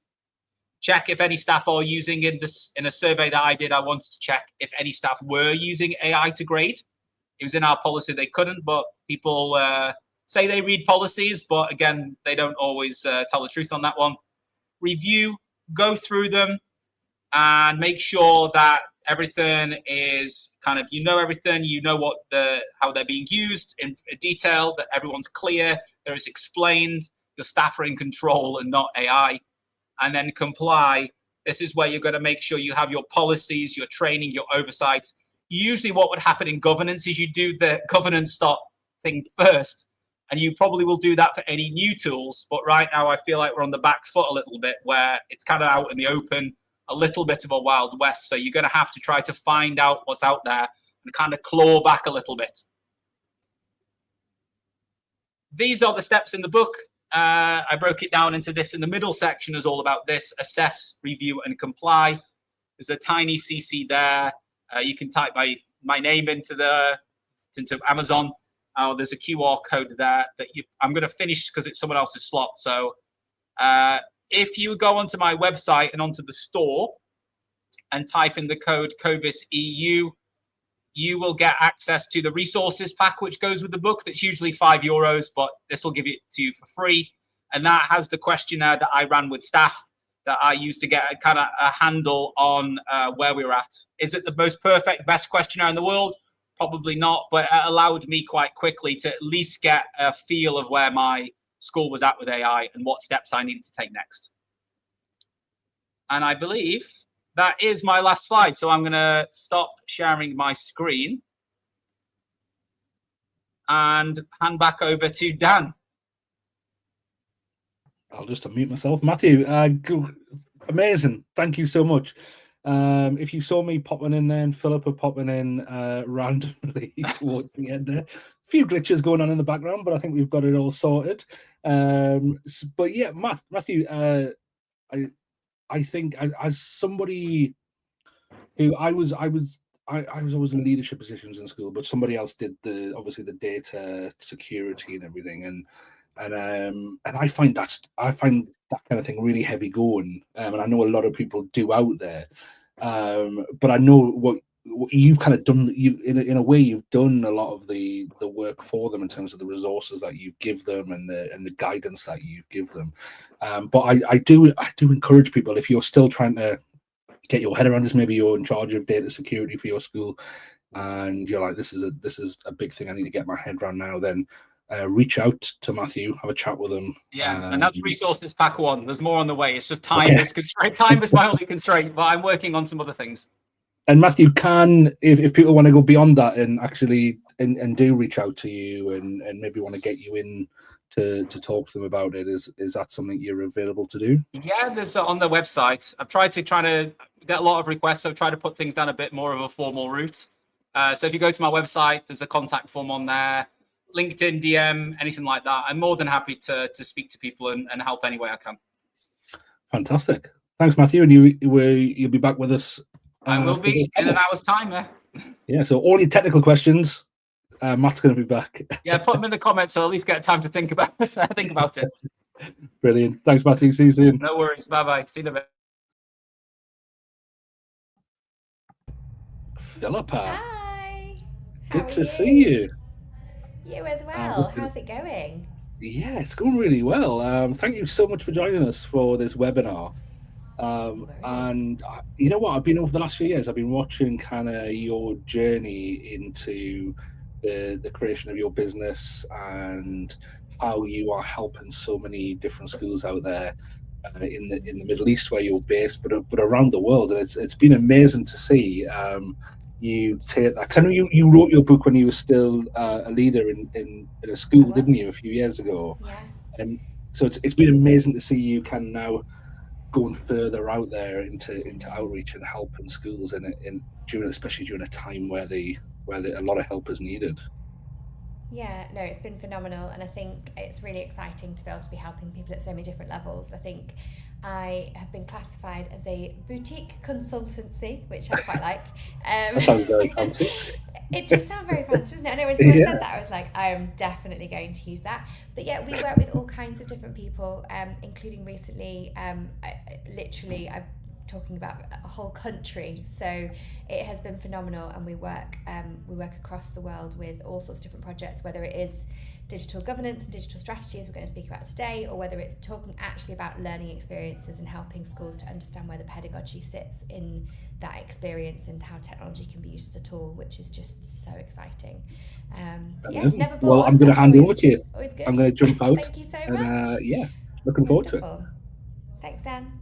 Hi everybody, thank you so much for tuning in. It's been an hour and a half already, so I will try my hardest to keep you engaged and not too bored. Today I am going to talk to you about the 4 pillars of digital strategy. As Dan alluded to, I wrote my book quite some time ago now. I know he mentioned at the beginning that we've all got books, or we're all launching books. I've just done the one, not rushing back to do another one just yet. I think everyone else is doing such a fantastic job of it, but mine is very much built around the concept of the structures and the things that we need to consider.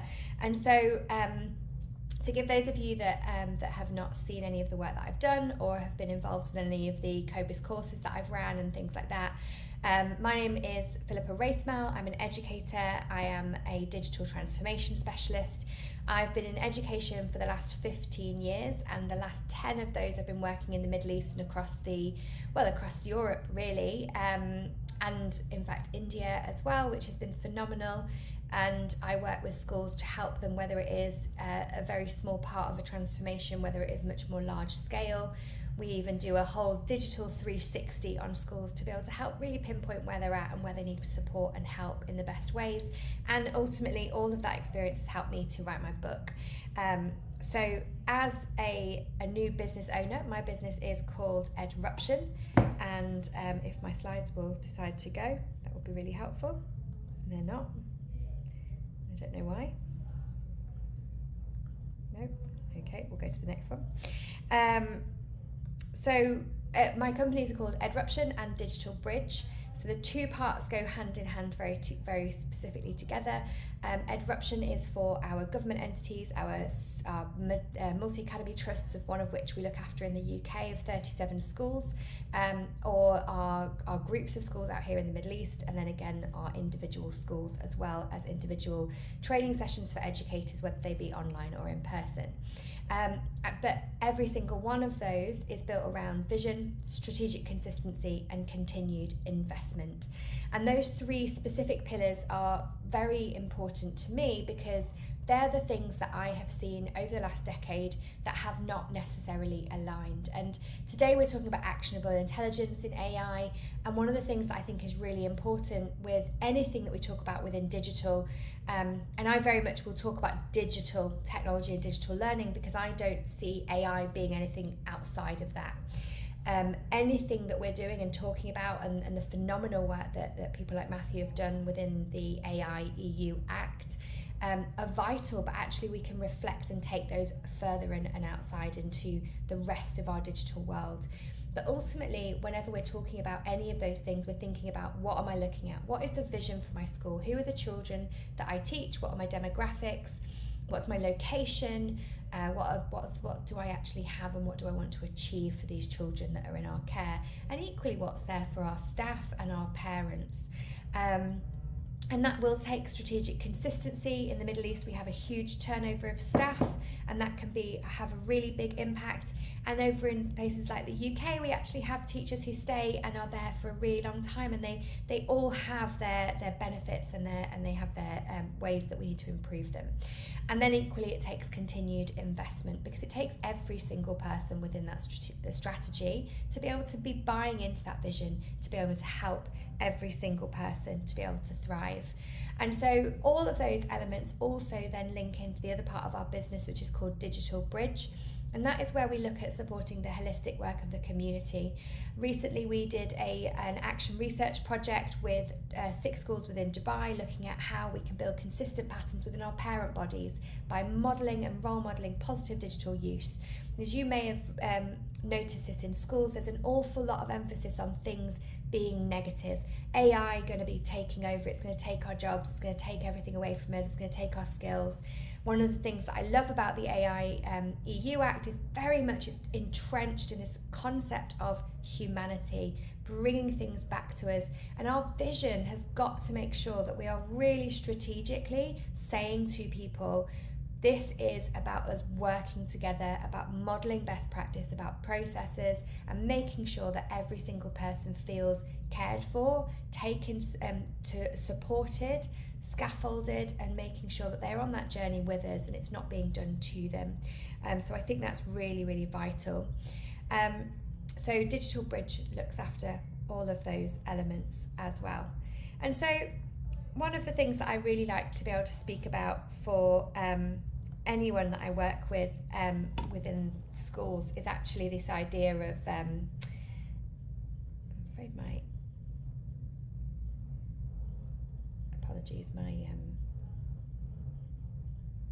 screen is not moving, which is rather frustrating. There we go. Nope.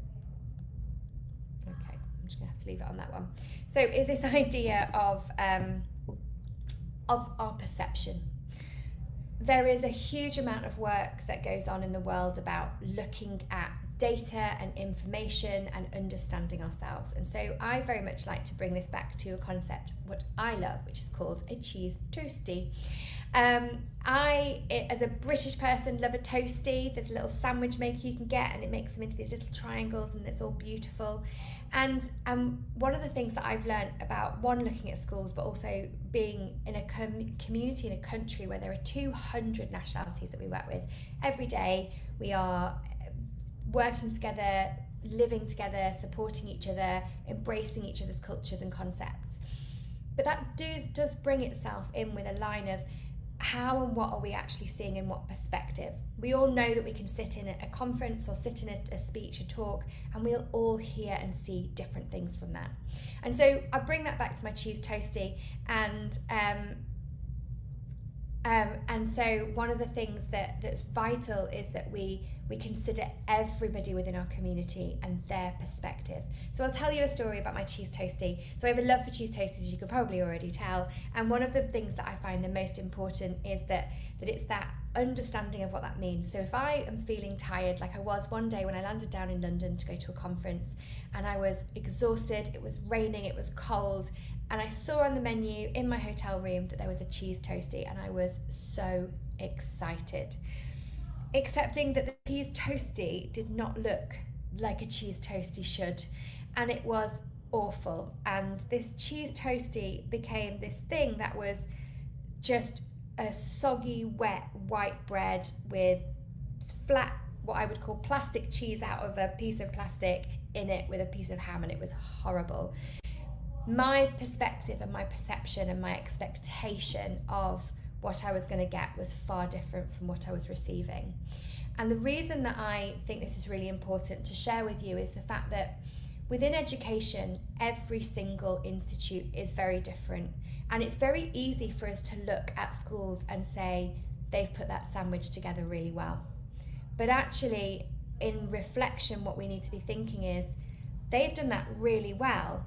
However, my school is not their school. What do I need to do? What do I need to put in place? What layers of ingredients do I need to make the perfect sandwich for us? And it's vital that we don't just assume that what everyone else is doing is the right thing to do, because we are all on a journey together in our schools to make sure that we support every single stakeholder to the best of our ability. And I think it's vital that we understand that that journey may well be mapped in a very different way to every single person. I'm afraid I'm just going to bring this one up. Because as you can see, what we end up doing is taking various different paths. The paths that we take are going to be different because we've got different demographics. We come from different parts of the world. We have different budgets, but we are all on the same journey. And so it's about really being aware of the change and the development through where we are, where we've come from, and where we're going to. So I quite frequently address this idea within the second circle of social pain being around COVID during the UAE, in the UAE. And where we want to be is in this area of future education, this future development and future possibility to get us to prosperity. And prosperity, again, will look very different for every single person. But what we have to do is move through those. And we're very lucky, and I think it's been an absolute reflection upon the integration of things like, or the strategic elements of things like the internet that came out. It was innovative, it was forward thinking of its time. I remember getting the first text message that I ever got, and how that was created, and how you had 10 messages a day and you had 100 characters, and if you ran out, you ran out. And it was all a strategic test to see if these things could work. And it came from something that had nothing to do with being social and connecting with people. It actually came from people trying to work together on a problem that they needed to solve. And actually, one of the things, the reason I say it's a reflection, I think, is a lot of things have been done in the last decade or so without, in fact 2 decades and more, without strategic consistency from the top. The EU and UNESCO and OECD and the government entities are now reflecting and saying, look, we need to help people, we need to support them. Because ultimately, it's about us developing and growing the systems that work for our communities, for our countries, and for ourselves. And that means us looking strategically at what's safe, what's right, what's okay, what's needed. Because there is a volume of technology that is being used at the moment where there is no purpose. And as educators, we need to bring ourselves back to what is purposeful? Why am I doing it? Does it link back to the vision, to the needs of the children? Is it accessible? Is it supportive? Is it helpful? You know, the EU have actually brought out a whole section, not the EU, sorry, the OECD have brought out a whole section all about accessible AI and AI which is ethically driven and is not, you know, giving a minority to any specific subsection of people. And those elements are going to be vital for us making sure that we make progress. And one of the things that I think is the most beneficial, although probably can seem somehow overwhelming, is the fact that actually these elements are there to help us to understand, to help us to dig through all that noise. And you know, Matthew has done a phenomenal job, and for those of you that don't know, he also has small children, so he's just like a superhero right now, helping everybody to be able to create these different systems and put them in place for people. Because our digital systems that we build in school are the scaffolds for people's life to come. And it's vital that we make sure that we build ecosystems that actually help to nurture those future generations. So as a company, one of the things that I have done, and one of the things that I've done as an educator prior to being necessarily a company, was create the 4 pillars, okay? So the 4 pillars here are digital governance, digital safeguarding, digital pedagogy, and digital innovation.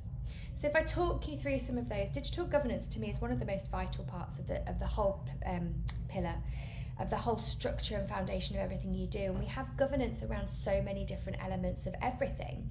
We put things into practice, we hold people accountable, we tell people what is going to happen and why it is going to happen, and that there are reasons behind that.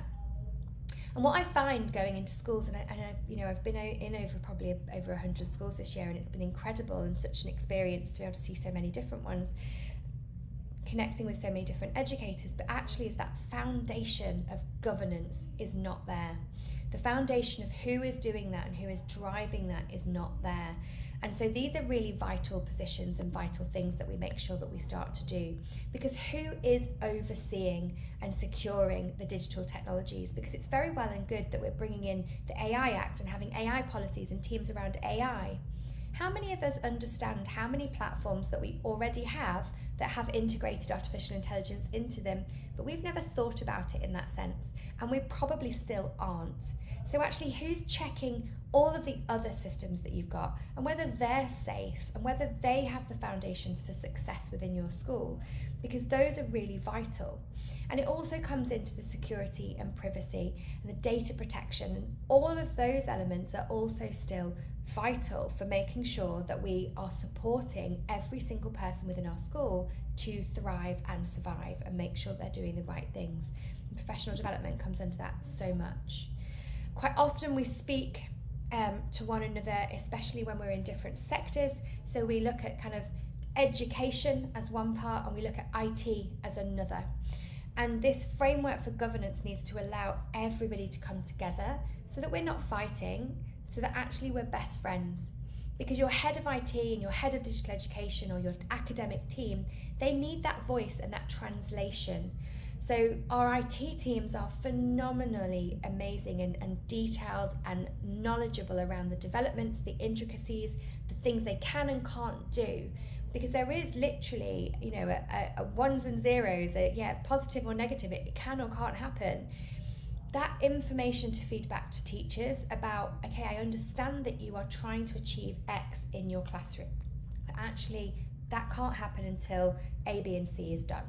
Because actually we need to make sure that we've got processes in place to support everybody, to support them to be safe. For instance, embedding artificial intelligence into our curriculums, embedding it into our teaching practice, into our pedagogy. Why are we doing it? Has the governance of training been put in place, which is part of that EU policy as well? And it's just really important that we're having those discussions, and it takes those people to be able to talk about it. And policies are there to guide us, to keep us safe and secure. How many of you have a password in your school building which is literally the same as when you first joined it? Passwords need to change frequently. Passwords, especially when we're looking at these different systems that can hack, and how schools are one of the highest environments that is targeted by cybersecurity and phishing attacks, because we have so much data and information. If governance isn't in place and you can't support your staff and teachers and parents and students to understand why it's important not to put in names into ChatGPT when you're marking, or even to potentially even be marking within that environment, why it's important not to just log into a system and add information and credentials that maybe you shouldn't be, or you don't have the power to, or not reading the terms and conditions, not doing those different roadmaps and information around risk and registering it and saying this is why I'm using it and this is how I'm going to use it. All of these elements are there to keep us safe. And ultimately, when we go through a process of creating a policy, following a policy, creating a workflow of use of things, it helps us to understand what and why we're doing things better. And really, that's so vital, because when we think around governance, we have to think around the safety and security of our infrastructure. We have to make sure that we have sustainable settings, sustainable safeguards, sustainable management systems, sustainable filters, all of these things that are going to help people to progress and to identify risk and to be able to support young people and themselves. And these are vital, because those are the things that then when we're in a classroom and we're in front of children and we're giving them technology, we know that ethically and morally we're giving them something that is going to be able to help support them to understand knowledge, to help create equity, to help create challenge, and to help them to become the people of the future, these generations to come. And that also links into the whole sharing concept, because that really is also where we end up going in terms of our governance. And so it's vital that everybody knows, that understands where they're coming from, what they're doing, and why sharing of certain data and not sharing of other data, and keeping things confidential, and two-factor and multi-factor authentication, and the vital implications of not doing those things and allowing those guardrails and safeguards to disappear. Because digital governance is the one part of the system that will allow all the other parts to fail. Without governance, without those scaffolds and structures and support networks, we will not be able to identify digital safeguarding risks. We can't begin to imagine the possibilities of true digital pedagogy, and that means ultimately we'll never get to where we want to be in terms of innovation. And so that brings me onto digital safeguarding. And so safeguarding across a school is something where we will speak about, especially in the UK, as being everyone's responsibility. And I would add on that digital safeguarding is absolutely every single person's responsibility as well. Because digital safeguarding is not just us telling children not to talk to strangers online and not to share their details. It's actually about everything that we do.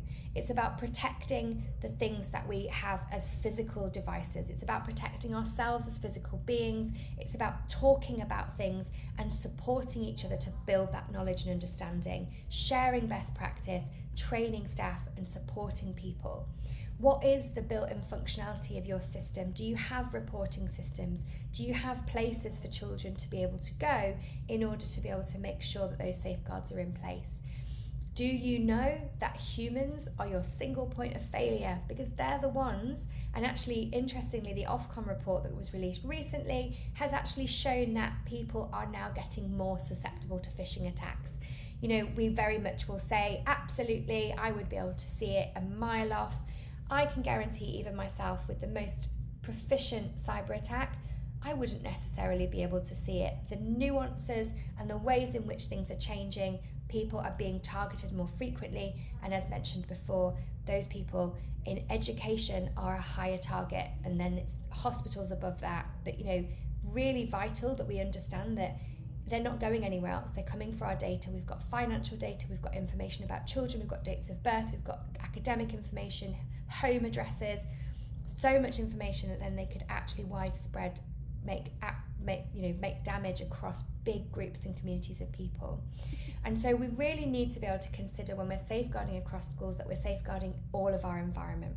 Because actually, when we're looking at our settings on our school devices, whether we're having MDMs and whether we're allowing VPNs, whether we're doing safeguarding training on digital incidences. So instead of just doing our normal annual safeguarding, are we actually asking staff to also do digital online safeguarding and become level 2 or level 3 trained, so they can spot within our children whether there might be risks, they can understand what the current risks are and what things they might be coming into contact with. When we think about AI, we think about the fact that actually our children's faces are being taken off social media and schools are being held to ransom for inappropriate content and material because they have access to photographs, they have access to information, and then they are holding schools accountable and for money to be able to actually take that away from them. And so we risk with AI so prolifically in so many ways. And then on the absolute opposite side of that, we're also making sure that we understand how we're using it for the good. Because if we don't teach people to make sure that we're using it for good, we will only ever see the bad in it. We need to really build into that. And so it really comes down to people, and safeguarding your digital environment is absolutely about your IT team and the strength of that, but ultimately it is people. And if we don't train our people, support our people, and build that into their understanding in so many transdisciplinary ways, we will be a risk for other people to target us as communities and education institutes. There is also obviously the other side of digital safeguarding, which is all of the information and support for our parents and our children. And campaigns all over the world are doing some phenomenal things. What's really important to remember is to not build into the hype of negativity.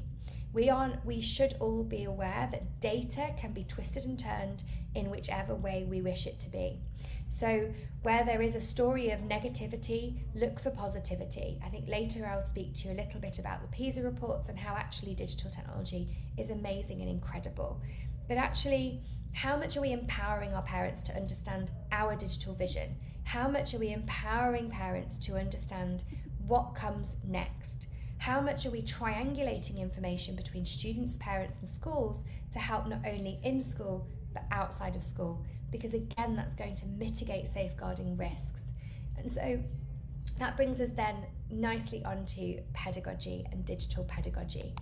Digital pedagogy is the most exciting thing for all of us as teachers. This is the bit that we want to be able to do. This is the bit that without governance is vital, because this is the part where we can do it as long as all of those things are set up. If your digital governance is not in place, immediately we lose track of things like being able to make sure that things work appropriately, that the children have the devices that they need that meet the requirements that they have for your lesson, that you're able to allow children to have accessibility features. And so I want you to have a consideration as well for perspective. We see a lot of information around we're digital schools. You'll see pictures of children on keyboards with computers, and they'll see them with iPad devices staring at them. Digital environments don't look like that.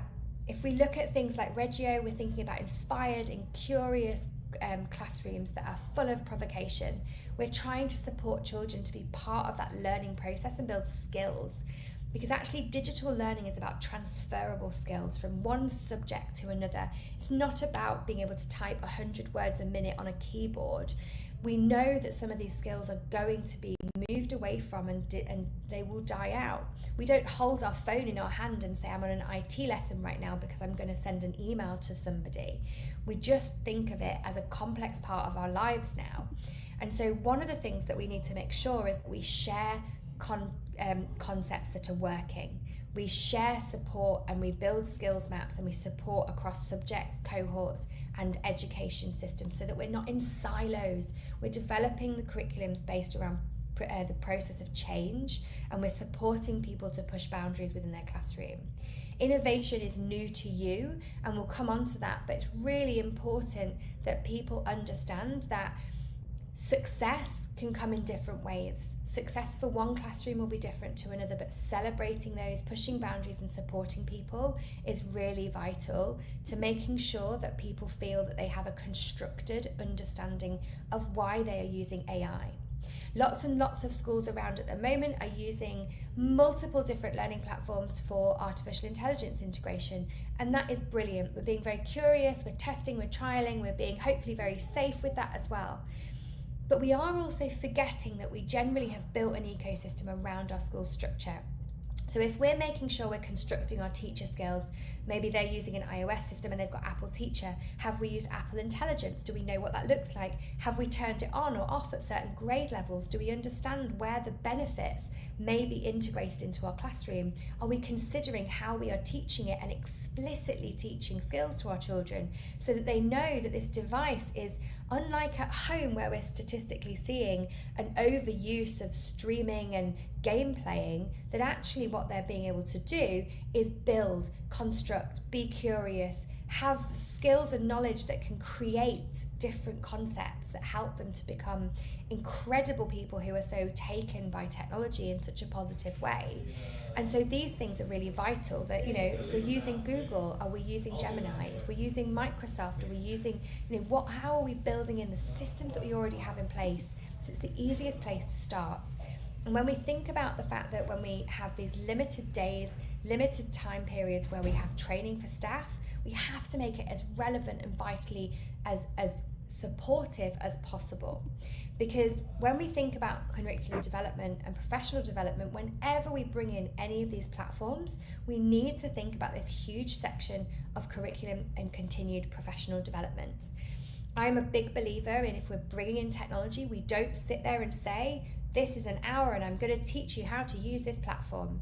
We need to be pedagogy first. We have to be able to sit there in front of people and say, what is your curriculum? Who are your children? What are your needs? Great. This is how this tool is going to really enhance that. This is how collecting and collating data in your management information system is going to help you to spot those gaps and analyze those students to make sure you have a holistic picture of them. These are vital, and it comes in with this idea of this circular economy of making sure we have this knowledge transfer loop. And throughout all of those different elements, if we do it right, we're building a construct and foundations for success. And it is vital that when we've realized and worked out what that looks like, that developmentally we make appropriate choices.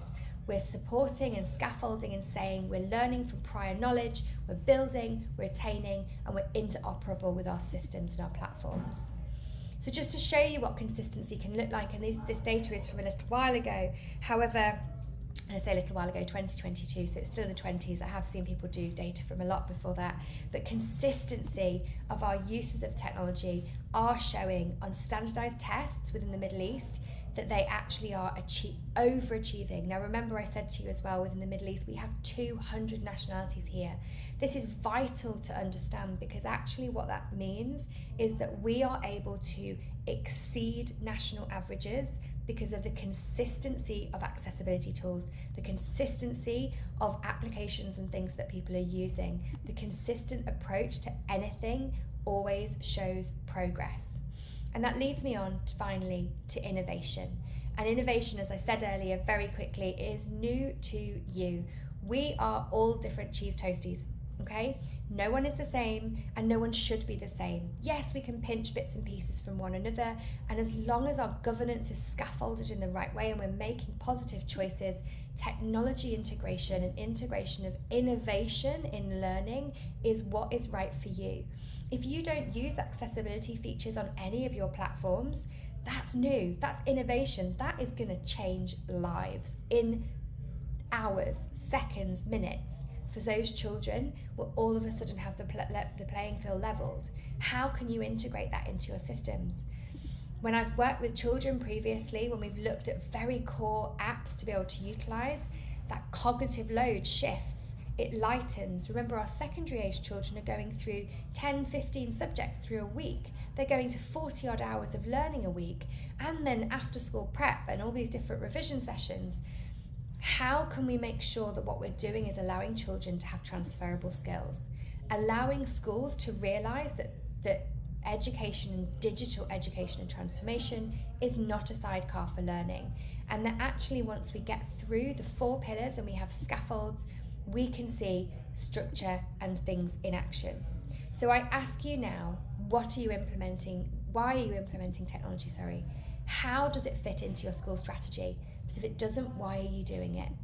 Thinking about your mission, your values, your definition and approaches to teaching and learning are vital in understanding how technology can be embraced and empower change in education. And so it brings us up to that consideration of where are you now, how are you going to do it, and what is your vision and why? Always coming back to that iteration of how and why. So are you going to be looking at your safeguarding and understanding how are you safeguarding from AI? How are you safeguarding from these digital integrations? What is technology's role in learning for you? You may be a bring your own device, you may be one-to-one, you may not have technology in your environment at all. How is that going to support in that specific instant when a child is maybe only accessing it once a week? Perhaps you don't have access to the internet as frequently, and how is that going to look? And it's about understanding how these different elements can really be defined. And I've just mentioned it, but it's such a passion of mine, and it's so important for all of our learners to make sure they feel included. We sometimes don't know who those inclusive children and what their needs are. We sometimes don't have diagnoses for them. Accessibility is about levelling the playing field for everybody. It's about universal design for learning, and it's vital that we make sure that we bring inclusivity by design when we are considering our curriculum, our development, and our strategy. How are we including every stakeholder? One thing I say to everybody is no matter where you are, get outside. There is a phenomenal book called The Creativity Factor by Gary Pratt, which is just awesome, and it talks about how walking, breaking down barriers, not seeing the inside 4 walls of where you are can be vital for your strategy and action. It allows you to look at what you know and what you don't know and be reflective upon that. What do we know about new tech? What do we know about technical literacy? Where are we thinking about ethical considerations? And maybe if you're in your starting point of your journey with digital education and artificial intelligence, how many of you have really been able to scaffold this down? Where are your pockets of knowledge within your school that you can draw upon to have these systems and processes in place? Because ultimately, it comes back again to where are you now? How are you going to do it? And what's your vision and why? Because making sure that we have our 4 pillars in place mean that everybody can be successful, communication is streamlined, and actually that we have this iteration, because we need iteration within technology. Look at how fast it's progressing. We're secure in our knowledge, we're purposeful with our delivery, and we can then be the leader who dives in. Maybe it's to that waterfall, maybe it's to the cheese toasty. But just as a quick reminder before I finally wrap up, and I actually think I've gone a little bit faster than I thought I would, what is your vision? What is your strategic consistency going to look like? Not just for year 1, but for year 2, 3, 4 and beyond. What does that cycle of change look like? How are you going to be able to bring teachers and leadership on board? How are you supporting people to understand why the consistency is so vital? Why you can't have that single point of failure within your school of the person who says, that's great, but I'm not doing it. Or, oh, I've seen these things before, I've been here a while, it will never happen. Those are the people that we need to bring on board. Those people that are the people that our flag bearers need to climb around, find out what works for them, find out where their pain points are, and support them. And that's where our continued investment in our education systems comes from. Because when we start to continually invest in people, start to look at the curriculums and their values around education, drawing knowledge in from our pedagogy, our constructs, our governance, our safeguarding, we start to build something that's really quite powerful and beautiful for people to be able to get on board with and understand. And so that takes me to the end of my 4 pillars. If you do want to get in touch, please feel free. Again, as I said, my name is Philippa Wraithmell, and I am so pleased and excited that we've been able to share all this today with you guys. I think it's really, really vital that we make sure that we put absolute governance in place and all of these scaffolds around it, just to help people understand how important these frameworks are. Amazing. Thanks, Philippa. Thank you for taking through that. There was a lot in there. I think I'm going to have to go back to the recording and really kind of break it down for myself as well. But it was such a wealth of experience and guidance in there. So thank you so much for doing that for us. No worries at all. It was lovely. My pleasure. Thank you very much. Well, we're now going to introduce Al. So Al is going to join us. Mr. Al Kingsley, MBE. Good to see you, sir. Hello. Good to see you too. What a fab afternoon. I've been doing lots of learning. Got all my notes, so I've been very, very constructive time. Amazing. Well, thanks so much for joining us. And I know you're a busy guy, and to take time out for us, we really appreciate it. It's my pleasure. And as people can see from the slide there, we've had the 3 pros, and now we've got one man and his dog to wrap things up at the end. Well, I'm not sure about that, but I think we're going to learn a lot from you, Al, and your experience. So I'll hand over to you. Take the full half hour, and we'll join back in at 22 for our panel. Thanks, Al. Bless you. Well, hello, folks. Pleasure to be here. It really is, and it's always an interesting strategy when you've got 3 fab folks that you have a huge amount of respect and regard for, and you're going to try and second guess what they might cover and which bits then might be able to feed into yours. So I did what I tend to normally do, which is just ignore all of that and just go with something that really is that kind of low level. How do we move the conversation forward? We've got lots of bits that you've shared already today that hopefully will take you on that journey, and then we'll add on a few bits, which is my specific mantra of just keeping it simple, stupid. For the lovely people that I've not upset, annoyed, or met before, I have lots of different roles. I am blessed to have had the last 35 years in the education and technology space. One of my roles, I'm chair of a multi-academy trust, have been for about 15 years in Peterborough in the UK. And I also sit on the Department for Education board looking after academies across the east of England. I also have roles, 35 years as an EdTech CEO, Fed board, and other roles supporting different systems around the world, all fundamentally around education, technology, and digital. And so what I'm going to try and do is impart a few bits and pieces and a few bits of context along the way. So bear with me as we go on a pretty whistle-stop journey on this one here. So the first thing I do is it's the why, and I've loved the fact that from Philippa, from Matt, from Dan, we've heard that consistent why, and we start really with we're trying to make sure we develop the standards of our educational institutions, whatever badge, label, or accreditation they may be, and often they fall under those key descriptors, whether it's about the quality and inclusivity of our education, our school improvement, the workforce, our recruitment and retention, often a challenge in many mainstream settings, finance and operations, and that governance and leadership. Governance, again, has been mentioned many, many times today, which is fantastic. And so often we look and say, well, there are things that we can influence, and there are also things that potentially we can utilize technology to be a lever that will actually move that direction of travel. I can talk in the UK context, and the same will apply in many school systems across Europe and beyond, where often we look at technology, and the honest answer is we're not looking about teaching and learning outputs. We're looking about how can we reduce workload? How can we help with the recruitment and retention of our staff? In other times, we're looking at how we can bridge and improve communication between our parents and our community and other stakeholders. Other times we're looking for efficiency of the use of data you've heard today, or for financial scale and efficiency, those economies of scale. So when we're looking at shifting the dial, moving our educational offer forward, and these are the conversations that your board of trustees, governors, depending on the status of your schools, will all be looking at. Digital is often one of those factors that can be a capacity enabler. And for those that think I've gone a little bit crazy on the clip art, yes, my sidekick Ferdy is often with me in real life, and I like to make sure my little cockapoo dog comes along with me on some of my slides. But so just that's why it's there, and please don't judge. So we've talked a lot about schools, and one thing that I think is really important is whenever we talk about EdTech, and I love that Philippa's alignment there with PedTech, the pedagogical influence over our educational technology, there's a natural persuasion to be drawn to the classroom, the technology that sits there at the heart of teaching and learning. But as I always like to share, the actual breadth and scale of educational technology is so much broader.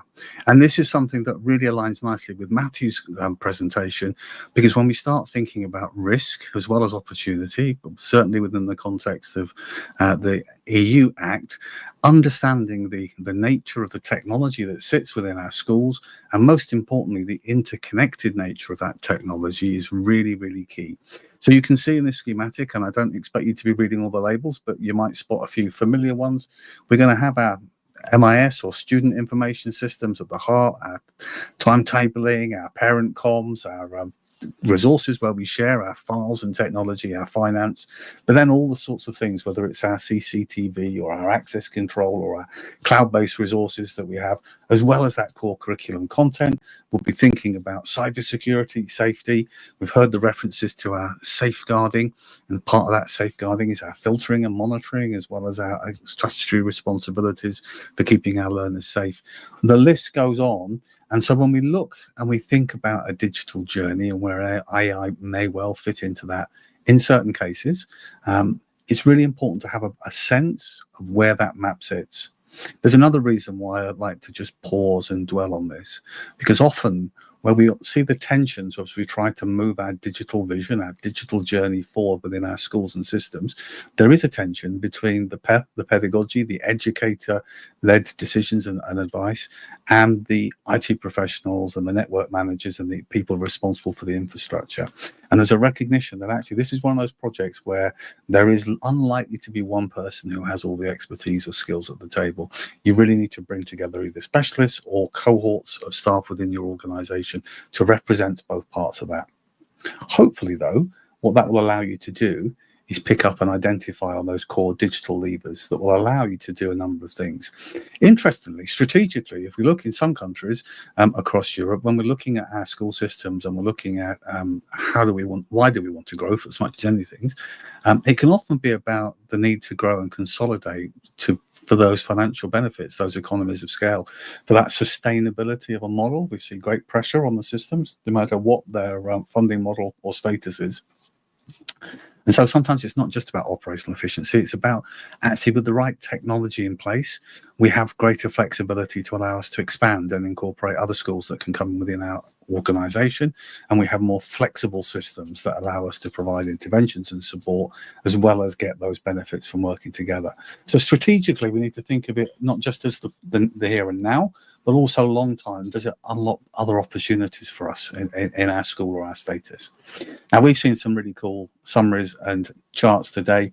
I'm not sure I'm going to compete, but I'm going to share what I think is very much my little stepping stones when it comes to that broader picture of governance, strategy and implementation. There's a bit of a journey, and along this journey, there'll be checkpoints from out of this where you will be looking at the advice that's been shared from Dan and Matthew and Philippa and plugging that in. But I believe if we sit at a high level and we say, what are we trying to achieve when we introduce technology, particularly when we think about artificial intelligence, we have a setting the scene. There's very much a focus there about not just the what we're doing and how we're doing it, but the why that's been alluded to by your previous speakers. Identify the foundations. What is it we're going to be building on and doing? Linking our digital vision and our plans to our school priorities. What is our self-evaluate? What are our strategic priorities, whether it's for development and growth or for improvement? Sit alongside that. When we look at the technologies we're considering, what are the opportunities versus what are the risks, and how does that feed in with what we need to do? If it's AI, what's the kind of core policy tenets? And again, I might talk at some of the low, medium risk bits, but we'll be thinking about all the things we need to comply with, including, as we've learned from Matthew, we'll be looking at our fundamental rights impact assessment, and we'll be thinking about our risk tiers and our loggings and our notifications and our data quality plans. But for many of the basic things, we'll just be thinking about the things that we're familiar with when it comes to data protection impact assessments, and we'll come on to those bits.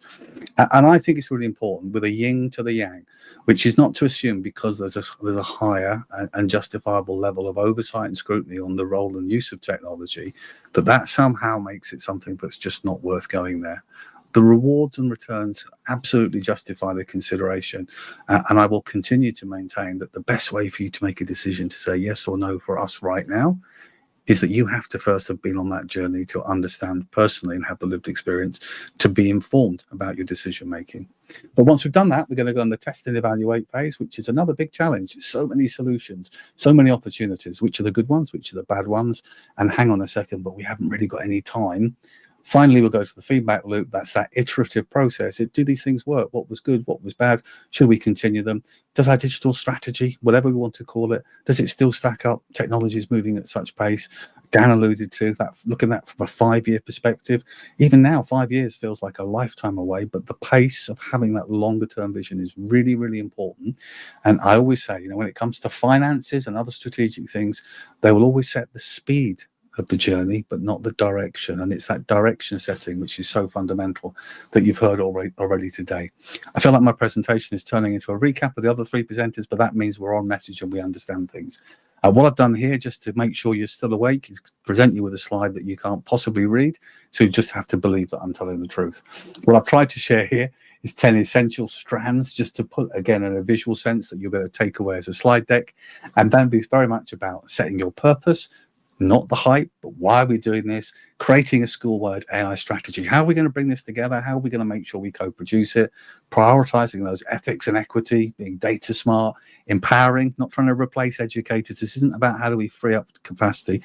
This is about technology working harder so we have more time for the human to human, the high quality, the high value asset within our classes and in the school. Comparing our policies, test before you trust, and so on. Again, resources for you to dip into and take away. There are some key questions at that high level of governance, and this is governance about the oversight of what we're doing in our schools. I often share, and it's a hot topic in terms of governance. Well, there's all sorts. Is there governance of our schools and procedures? Is there AI governance? Is there data governance? The key thing is the why.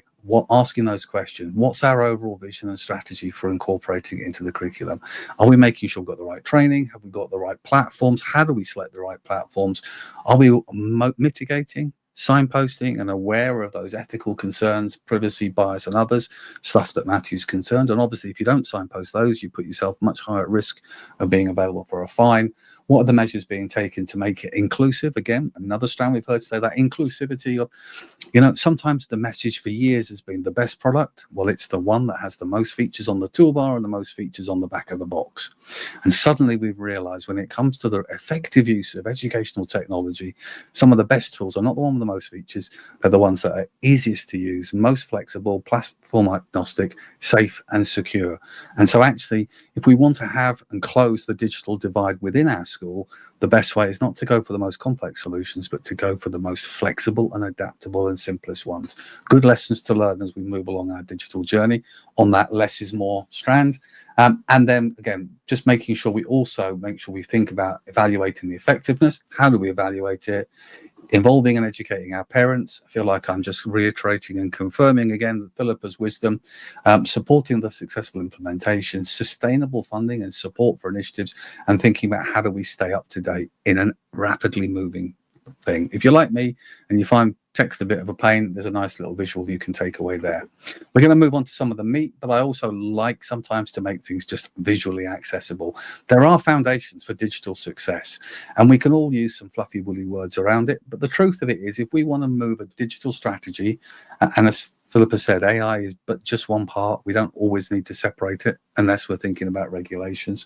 It's really important just to have that sense of we're only going to be successful with the adoption of a digital in our school if everybody understands the long-term goals. If we've got a strategy, there's a climate that allows us to actually look and explore and try, not that risk and fear of failure, the ability to access skills, the purpose behind it, that we provide time and capacity for CPD, for training, for confidence building, that the voice comes together so we can reflect on what's happening and we highlight that kind of guidance as we move along. So be aware of that.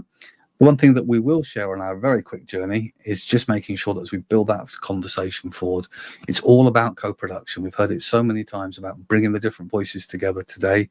This is my nice, bright, colourful Venn diagram that just pulls those bits together, making sure at the heart, teachers and students, and where age appropriate, parental voices at the heart of why when looking at our digital vision and moving things forward. And then we've got the feedback from our senior leadership and the development plan we'll have for our school. That will set some of our priorities. We've got our infrastructure, we've got our data privacy or our FRIA types. We've got making sure we're accessible for our special educational needs, safeguarding, governance, finance. Remember, that will set the speed of the journey, not the direction of travel, and then that professional development all the way around. So magically, we've got one Venn diagram that really reiterates all the points we've been hearing so far today. And if we're not sure about it, let's remember, you know, confidence is king. Great little graphic. I do love a good picture, and I always self-profess edu magpie. One here from Med, really nice little graphic. I think it's a great way of just signposting that idea about the digital literacy. You know, confidence is king. How do we make sure that our staff are comfortable trying and using tools safely and securely, and then making their own professional judgment on the appropriateness? Well, confidence is king. And there's my little chart from the lovely Sylvia Duckworth, building those layers of confidence. I use, and I've got a great skill at using really bad analogies, but I will use the analogy when it comes to the professional development and when it comes to the safe adoption of AI. You wouldn't expect a football team to start training at the beginning of the season, have a 3-hour training session, and then not meet again for practice until the cup final. Realistically, our CPD has to be continuous. The continuous part of that professional development means that we have to provide mechanisms for staff to not only have more opportunities to develop their confidence, but also to feed that back into the loop. The hot topics at the moment, luckily, they triangulate with the things you've heard already today. EdTech, putting that pedagogy focus on it, effective use of AI, data, and I argue absolutely skills is coming to the fore. The more we see AI doing the intelligent bit, the more human skills become important. There's bits here I wanted to reiterate in terms of statistics, but I think given the time, we'll go at a fair pace through these. Just recognizing from feedback about teachers believing that integrating AI will actually be helpful, how it's used. How are the teens using generative AI? You can see whether we like it or not, it's becoming woven into the fabric of the way we do things. I absolutely agree. We need to be mindful, certainly when we think about the EU Education Act, that we're not using AI for that kind of singular process of providing assessment and judgment on anything. But I think it's also one of those most important ones, which is in any system, in any profession where there are guidelines and there are overarching frameworks like the EU AI Act, it is incumbent on everybody to have suitable opportunity to feel confident and comfortable in what they can and can't do. Otherwise, we just create an additional layer of stress on professionals and practitioners in the classroom to always be worried in case they've overstepped a guideline. So keep it simple, stupid. Or as I was at a conference with the lovely Laura Knight, you'll see here, we just need to be mindful that we've been on a bit of a wave with the journey of AI, from AI's to panacea to everything, to it's amazing, to, oh, hang on a second, it's not quite everything, and I'm really quite scared about what it might do in the future, to us now bringing together, courtesy of many of the voices you've heard today, bringing home that slope of enlightenment, finding that sweet spot where it adds value, where it's purposeful, where it can be measured, and at the same time recognizing where it really doesn't add any value and we should be dutifully cautious. Sometimes when I'm presenting, there's lots of folks in the room nodding, but not everybody uses AI or has used AI. So I always like to put an example in here. And I've got somebody who you've never heard of. It's Dan Fitzpatrick and his prompt engineering there, and highlighting an example prompt just to give the concept of understanding how we can make things and skills accessible without being platform dependent. We don't have to develop our prompting skills because we are tied to Copilot or Gemini or Claude from Anthropic or Grok, as was mentioned earlier. Good luck with that. You know, these skills are transferable. What this shows here is how simple and really well-structured questions can give us the starting point for an iterative review that might provide some extra resources that help support staff. And often the feedback and responses, you know, most teachers are not going to be looking to use this to create their lesson planning. They've already got well-developed lesson plans year on year that get passed down and adapted by cohorts within their school. But I always maintain there are events, there are student changes each year that require us to adapt and provide more personalised and bespoke resources, better differentiation on certain things. But understanding the basics is something we can then refine from. There are also lots of other tools out there that you can pick on, that just different bits and pieces. So early familiar. Again, everyone's doing the work for me here, talking about universal design for learning from Philippa. There are great plugins here like Ludia on the Poe platform.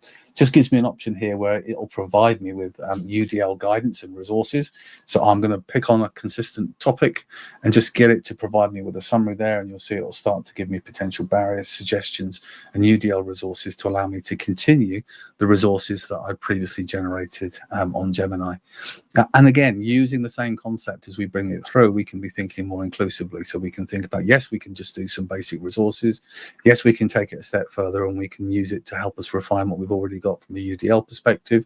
Yes, we can act in a different way, and we can start to think about special needs or complex needs or whatever the scenario is, and we can provide resources which will allow us to adapt and differentiate in a way that will be more helpful. In this case here, we're really looking to adapt down the terminology we've got there, and you can see the differentiated questioning and support that we put together. So I think when we look at this, we need to think of the iterative, what are we trying to achieve? Where will this go? Don't think of it as, I can dismiss the first part because I don't need it. Be really mindful of actually, but the second and third part might help refine the already well-curated resources that you've got, or give you a reason to take it further. I have way too many friends. I had a contact not that long ago from a CEO of a multi-academy trust in the UK who was on the phone, and they whispered to me, Al, I'm using Claude and it's brilliant. And I said, why are you whispering? And the response was, well, it's sort of cheating, isn't it?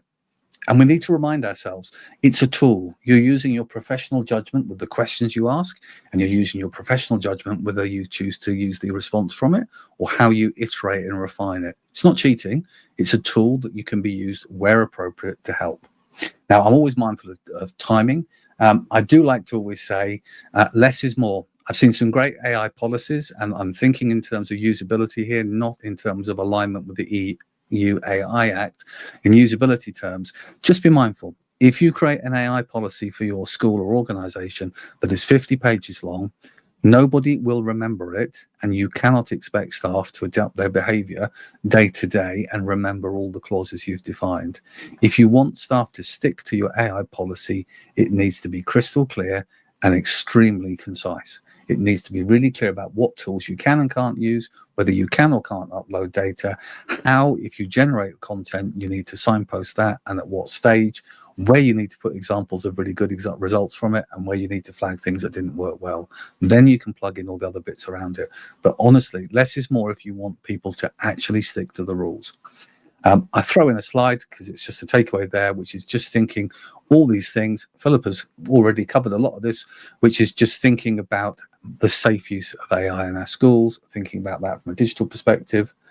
I also think it's really important to remember when we think about that sort of governance and that strategy we're putting together, with the mindset of sometimes we want to do less is more.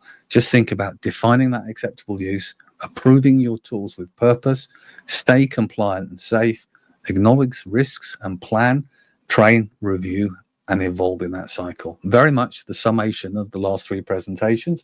And there's a report, an article that I wrote for guests last week that's also just dropped in there. If you're struggling with some of the more complex slides, there's a nice simple one. There's your checklist of things to think about when it comes to AI.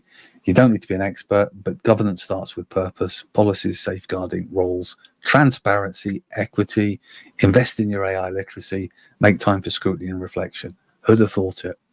And we can distill that down even further in terms of looking at establishing that policy, the stakeholder engagement, the professional development, the pilot programs, and the continuous evaluation of the policy. And that constant reduction down allows us to actually grip and understand what it is we're trying to focus and where our cycle of governance oversight can be. Not to remove what's been discussed before, but to give us a high level clarity on where we need to put our focus and strands. Now we're on the home straight. I'm not going to talk about approach today because I think we've got a shorter time, and frankly, some better folks have already shared it with you. What I do want to say is, with all these great ideas, understanding the requirements, understanding the concerns, there are so many products. How are you going to pick the right one? Ferdinand and I are on a bit of a journey here. We've got our map out. And the first thing I would say is remember what's been told or shared with you the last couple of hours. Split between pedagogy and technology. Think about whether the tool aligns with your curriculum, What are we trying to do? What are we trying to teach? How we're trying to improve things? Does it align with our curriculum content? Have we just checked we haven't already got something that does the same thing? And do we understand its pedagogical purpose? In parallel, let's make sure it works on the current and future devices, so it's platform agnostic. It'll work with our infrastructure, not require a 1 terabyte link. It's going to be linking with our school privacy policy. We've got our AI policy checklist now that sits alongside it there, and that it'll feed and roster in with our information systems. If we tick all those boxes, then we can evaluate and try it. Let's not waste our time until we know those bits work. Then we can think about, from an evaluation perspective, let's just jump through that. Have the staff seen it? Has the vendor done a presentation? Have we evaluated it in the classroom? Have we reviewed and concluded it has impact? And if it does, then and only then maybe we can think about impact and moving forward with the purchase. Finally, let's feed in. We want evidence. There's lots of different types of evidence. It might be that Al told you it was great. It might be that you've seen some case studies from other schools using it all. It might be that you've compared between different cohorts and seen the benefit. It might be there's some research evidence, but it's really, really important to make sure you build up that context of evidence informed. Lots of products will promise to deliver for you. Time is precious. Our funds are precious. So don't make mistakes. Think about the things you do it. And of course, I had to just go and compete with Philippa on the number of pillars I could put on a slide. Mine are slightly less specific than hers, but one thing I do think is when we talk about digital and we start looking at ways we can engage staff across our school to feed into that process, it's rare that one person can do it all or has the experience to do it all. So I always advocate, and again, there are different flavors, make sure we have one focus around innovating, teaching and learning, one about developing our students' digital skills. It gives us also an opportunity to think about digital citizenship and safety, one to develop our staff's digital skills, one to focus on building that technology and infrastructure, so we're building on strong foundations, one to think about how we can use technology to improve communication within our school entity but out to our families and community, and now more than ever, one that allows us to think about well-being. Not everything we do has to be about shifting student outcomes. Sometimes it's okay to say we want to reduce staff workload, we want to make the job a little bit more doable, free up their time. Follow my little steps along that ladder, and as the sign says, rinse and repeat, and you won't go far wrong. You do need to get a few good books. You'll be shocked to hear I've got a few AI books on here. Previous speakers have done it and have done very well. It only seems fair because it's not on there. I'll shut up on camera. This book, Digital Ecosystem, a cracking read, really, really good guide. So I've covered everybody who's been speaking before. And as I've got 4 minutes left to go, I will just say, if there's anything else I can share, you might want to consider taking a little look at the awkward questions in education, which has got a lovely quote from a lovely Mr. Dan Fitzpatrick there, but covers many of the hot topics and challenges we see in the education system right now. One chapter, not surprisingly, around AI, but lots of other challenges about the changing landscape, skills, hybrid, virtual schools, and lots more. And beyond all of that, always up for a natter, always up for a chat. Love to share on a Saturday. Typically, most Saturdays, my newsletter on AI and stuff on LinkedIn. But we've got an amazing community. If you're looking beyond that, the 3 you've heard already are amazing folks. I'd get them booked in to come and support you with your professional development, get you on your journey, get you doing more. And thank you, after a couple of hours of lots and lots of listening and learning, for letting me just wrap things up at the end.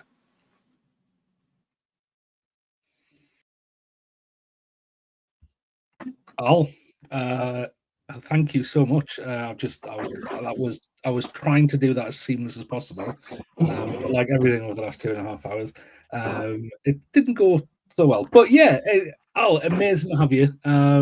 Your wisdom from your.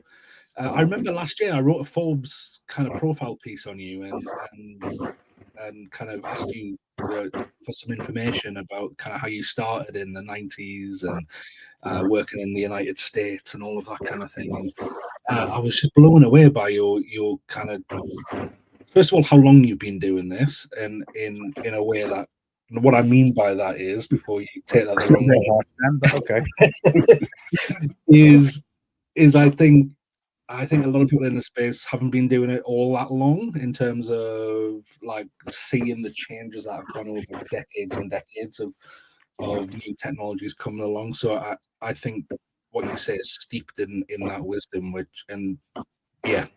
I know you like to put yourself down, but honestly, we kept the best to last. Thanks so much for sharing that wisdom.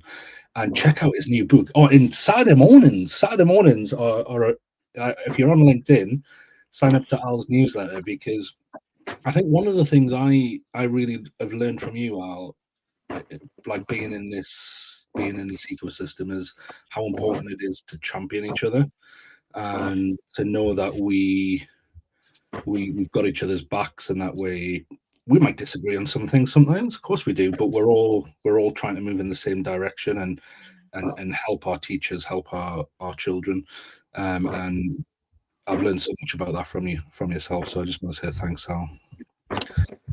Very kind. Right, let's get on with the order of business. We've got Philippa back with us. We've got Matthew. We're doing a bit of a panel, so we've got 21 minutes up until the top of the hour. Pulled some questions together that have come in beforehand in the registration, and one or two that have come in during the conference as well.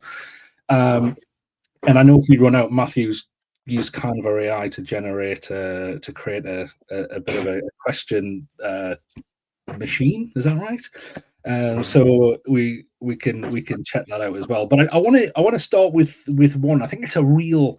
You know what? It reminded me of my time when I was a teacher, like doing grassroots innovation, and it really struck a chord with me. So the first question is, how can I explain the impact on schools in a way to get leadership to recognize the importance of taking action now? I've been talking about it for a year, but they still do not seem to understand the urgency. Any advice? Who'd like to go first? Go on now. Well, I'm going to keep it really simple because we'll come from different perspectives. Sometimes we have to recognize that not every bit of recommendation when it comes to AI is simply about improving teaching and learning. And that, I think, really resonates, because sometimes for leadership, the first criteria is what are our current pressures and challenges right now?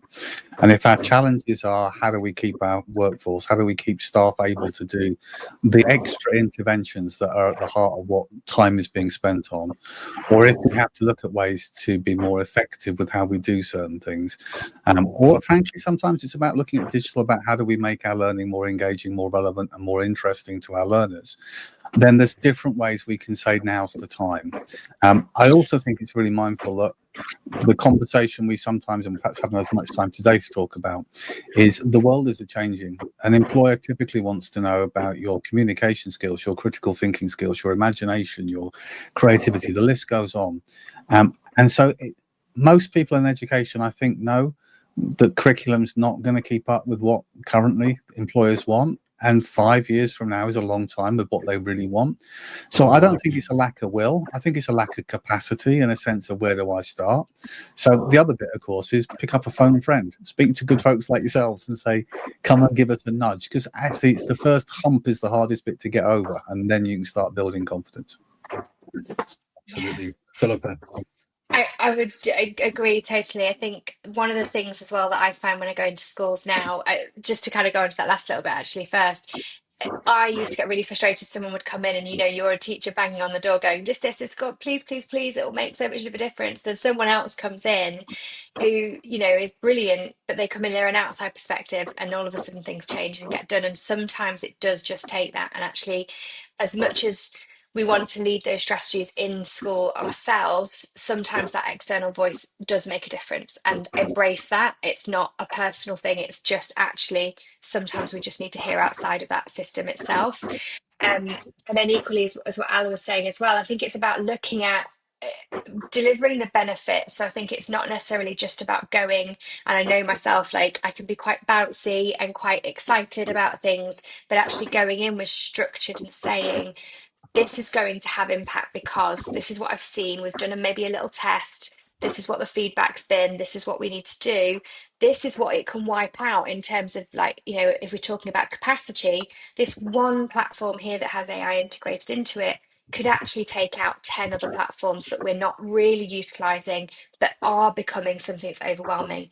So it's about really understanding that strategic nature of the school, and going to something Al said in his presentation as well, is that kind of, is it going to be fit for purpose for a long time? Because if it's going to be a quick fix that's going to die out, then leadership are not going to buy into it anyway, because it's going to be a high hump to get over and then absolutely no benefit. So it's about that longevity and that kind of sustainability of it as well. Can I add in the? Yeah, please do. Yeah, it's just saying, like, for me, my biggest worry would be if I was in the EU and like in about 3 or 4 years time, and I didn't know what the teachers were using, and they were using a AI that they've just got, or ChatGPT, to mark kids' work, and suddenly someone comes in, or a parent complains and goes to the national authority. Suddenly I'm on the hook for, what did I say, 3? I'm going to try to remember, 3% to 15 million. Just because I didn't ask staff what they were doing with AI. So I think maybe that looming thing, depending on where you're based, might be a good conversation opener. But I agree exactly what Al and Philippa said. It should be driven through values and approach. But if you're trying to get your school leadership on board, if they've got unregulated use, it could actually really heavily bite them, depending on where they're based in the world. Absolutely. Yeah. I wrote a bit in Infinite Education, the second half of Infinite Education.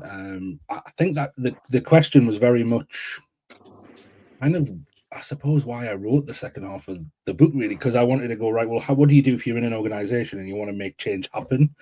How do you even go about it? Because I know, like as someone who's drafted a policy, drafted a strategy, and brought it to a large organization before, that's just the kind of beginning. You've then got to, it's the people, it's the human side of it that then has to take over, and you've got to win hearts and minds. And you need, I think, first of all, you need a group. You need, I think, like Al said, you need people with you. And if you're the only innovator in your school, and I've been there, it's a lonely place. So you've got to connect. You've got to, even if you do like back in the day, I did it with 2 lads called Ben and Steve, and we started a podcast together, and podcast still going, called EduFuturist. And we essentially, me and Ben first started that just so we could have a natter every Thursday night before we interviewed someone to kind of support each other in innovation, really. Yeah. But I've just pulled up my book. There's a framework that I put in there, which is called the Spark framework, and it kind of goes through what motivates people, what are the 5 motivators, and it's status, purpose, adventure, risk, and knowledge, or the lack of those things. So I think looking at kind of, I think risk is probably a big one there. Like Al said about risk, if you haven't got much time already, then spending time is risky. And knowledge, how do we build knowledge of the people in our organization, and so on. But I'll leave it there. Let's go to another question. So how can generative AI be used to promote inquiry-based constructivist learning rather than passive consumption of content? Does anyone want to jump in there? I've been in and out of schools recently doing 360s, and it's been really interesting to see the difference. And that really comes back to also the governance of it, of people just being allowed to kind of do whatever they want, which I know I'm in the UAE of people kind of testing and trialing things. So it's in a very different kind of remit of that. But I think it's great to get people started, but the problem is when that doesn't align to the curriculum objectives. What are you trying to get that child to achieve? What knowledge are you trying to get them to drive? And I often find the big thing that is missing in schools is no alignment to that pedagogy. So I'm doing my lesson, and I'll throw this in there, and we'll use that. And actually what we need to very much be doing is saying, okay, explicitly, I'm going to teach you how to do this, and then slowly we're going to use it in different areas, but we're always going to come back to that idea of actually, what does it look like if you do it? What does it look like if you do it with a collaborative approach with AI? What things are human centric and need to be human led, and how does that look bad if we do something maybe that should have been human led that we didn't? So maybe testing some of those barriers and boundaries with our children, but actually having a framework around where it's acceptable to kind of have a hybrid version, acceptable to get ChatGPT or AI to do something, and then also understanding that knowledge. And that is about explicitly teaching skills, which is something that we need to get used to. We as adults have to learn how to do something. And so actually we need to remember that as much as we think our children are very digitally savvy, they also need to learn how to do something as well. And that takes that information being plowed back towards the curriculum. So I'm going to use this and this is how I'm going to use it. Today we're going to do this. So it really beautifully in an art lesson that I was in a few weeks ago, where the prior lesson, they had done their designs and all their work on their own. They'd been sketching and using their physical tools and things within the classroom. And then that week, they were using AI to prompt it to create the same thing they'd been asked to the week before. And the week after, they were going to be blending the two things together. And actually, that process of, well, what is better, and that critical thinking around it are the vital bits that we need to be building into the education system now to say to our children, it's amazing, but don't forget, you've got a really great opinion too. You've got skills as well, and they are more important, if not the most important things. Fantastic, thank you.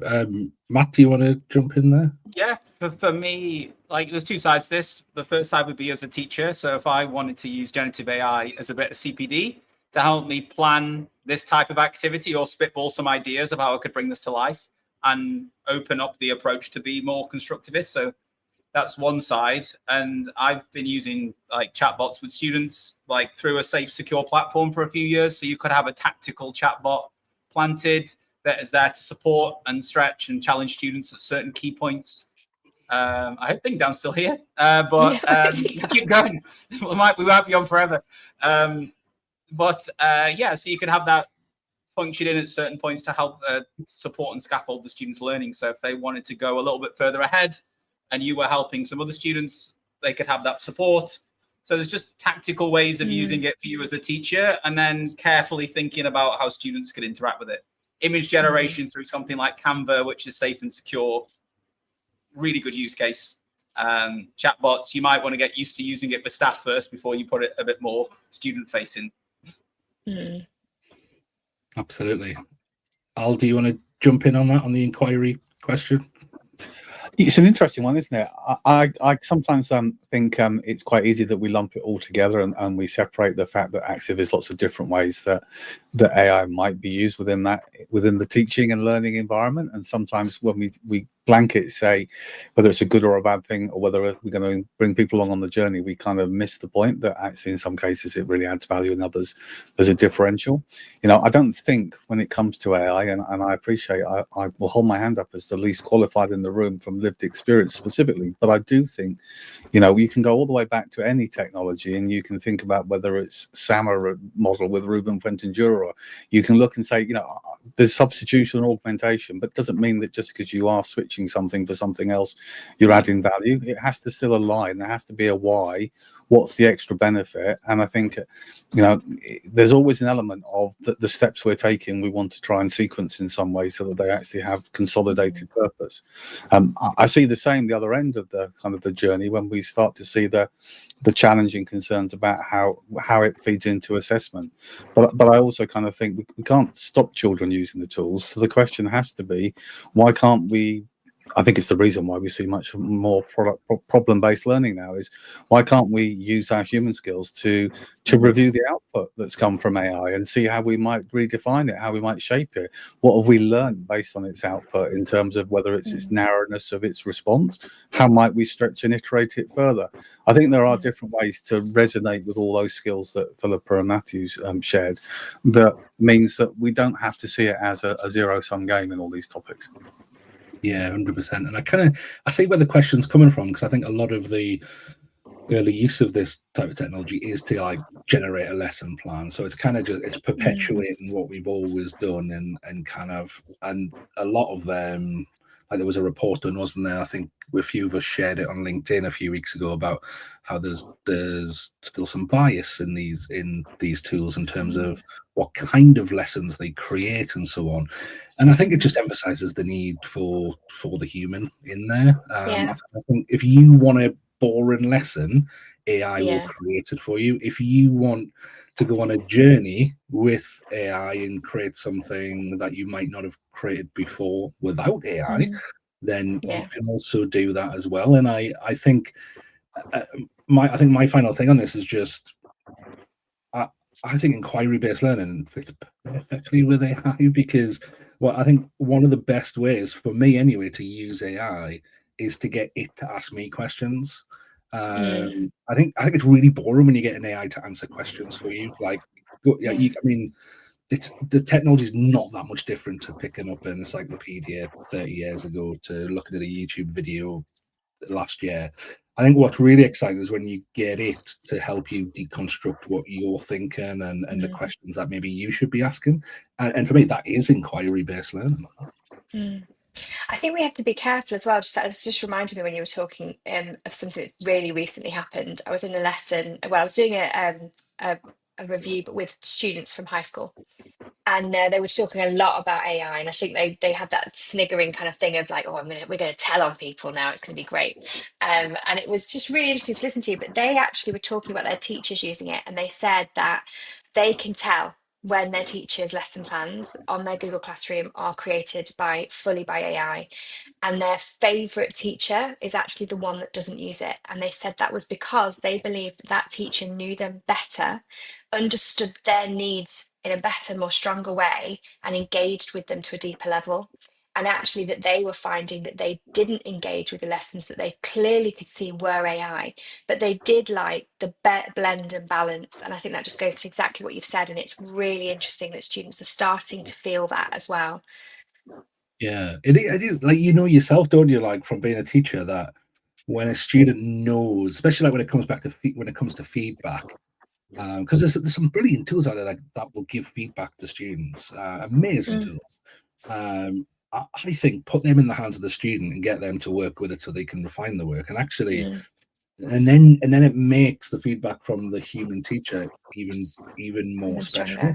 Yeah, because like in fact, I remember being in school, and when I knew that a teacher had actually spent time reading my work and giving me some feedback, like like I felt seen. I felt like the teacher cared, that they were with me on the journey.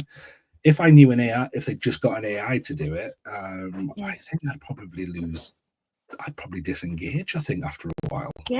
Is there a time and a place, though, maybe, where you would say, well, actually, if I want really quick feedback out of hours, having an AI that gives me and closes that feedback loop is helpful, even though I get that human, more nuanced response subsequently. And so that's the bit where sometimes, depending on the gap, it's better to get something than nothing if it allows them to unlock the next step. Yeah. No, I think you could, because a lot of teachers, a lot of clever teachers anyway, will do comment banks just to save themselves a bit of time. And you might be. I remember when we were teaching, when I was teaching, and when I was trained to be a teacher, I remember we were taught to like pick who we think would be a low performance student, a mid performance student, a high performance student, mark them first, and then pretty much everybody else would likely come into that range, and then you can reuse some of those comments. And whether you think that's a good idea or a bad idea, it helped save time, and it helped you to be fairly accurate with what you were saying to students. But then you would add the personal on top, wouldn't you? You wouldn't just copy and paste the comment. You'd then make it personal to the person as well. So yeah, I think you're right, Al. There's definitely a place for it, but I think the student needs to see the human shining through as well, don't they? Yeah. You've got to, like you said, you've got to, like, if you've got to take, you will just get a generic AI output, but if you take what you know about your students and do the groundwork and put that into the lesson planning process with AI, then you're going to get something, then you're going to make the gains. But if you just ask for like generic, usually if you ask it, it'll give you a 60-minute lesson. Our lessons are 45 minutes. That's like even a bit of personalization there. It will just go the middle of the road, what it knows from all the time about lessons. So you've got to really craft it based on what you know about the kids. Amazing. Thank you. We've got 3 minutes left. I'll do one last question, which is, what course of action would you recommend for a school leader to get up to speed as a user of AI, and so be able to make informed decisions? And are there any specific resources that you would recommend? I would go with resources in their school to start with. I would say pull a team together of people who can help support, who are interested, who are curious, who are maybe playing around with it, to come together and share resources, because ultimately then their knowledge is then further afield than yours. Bring things into the table, everyone evaluates one thing, what do they all think, bring it together. You've all immediately then probably evaluated 10 or 12 different platforms and actually different areas of things. And when principals and the directors and the heads of school are so time poor as it is, I think having that knowledge from a clear base around multiple subjects, multiple grade levels, multiple years is so important. But it also makes it really relevant, because you could go out there are hundreds and thousands of different courses, and I'm sure lots of them are phenomenal, but you also need to remember your own situation, and actually some of those might not be relevant to where you are. Brilliant, thank you. Anyone I'm else? going to go with confidence is king, isn't it, after all? So I mean, I think one thing we learn, no matter what angle we come from, is the successful adoption of technology involves the human being at the start and at the finish and in the middle. And so building on Philippa's, I think it's really about finding the flag bearers in your organization. I guarantee you, in every school, whatever the digital topic, there'll be somebody who's either joined in the last year or 2 years, or who's been doing it on their own time, who will have confidence beyond your own. And if you start by signposting who's confident, who you can go to just to get a tip, share, that's a big start. Then beyond that, I think the thing is to remember, because we're all guilty of having a little bit of that sword of Damocles over our heads, is it's not a race. Like Philippa explained, just quoting everybody else's presentations today, you know, if you've not done it before, then it's innovation. It's something new. Just pick something one step at a time and build that confidence level. And I think that's got to always be the way to go. Yeah, absolutely. Thanks, Hal. My biggest thing is just reach out to people. Like, the best thing I ever did was join LinkedIn and start meeting people and listening to people and hearing other people's opinions. And as you said, Dan, sometimes they don't agree with me, but I learn from that. And like, sometimes it challenges me. Like, it's a good place to start. It can sometimes be a lot, like, and you have sometimes the AI news flying in can feel overwhelming. So I think sometimes you have to filter some of it out. But I just think dipping your feet in and saying, hey, community of people that are using this, can you help me? And how could I bring that to my school? But as everyone else has said, working internally, but also be willing to just like ask the broader community of the world, the global group of educators who are experimenting with AI, what can I do? What's a good place to start? And then bring that to your school, form a group of people and work together.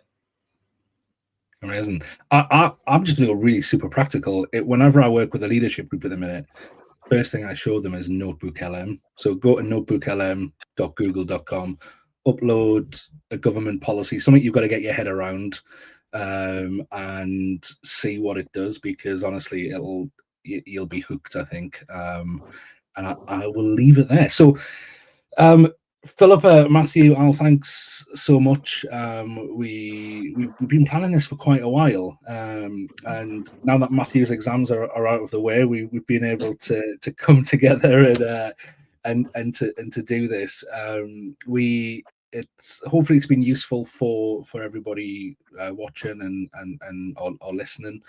And you'll be to play this back. I might even split it up into separate talks and so on, and put it onto YouTube so it's easier to access. Like one last time as a reminder, I'll go to alkingsley.com. His amazing library of books that he's written now.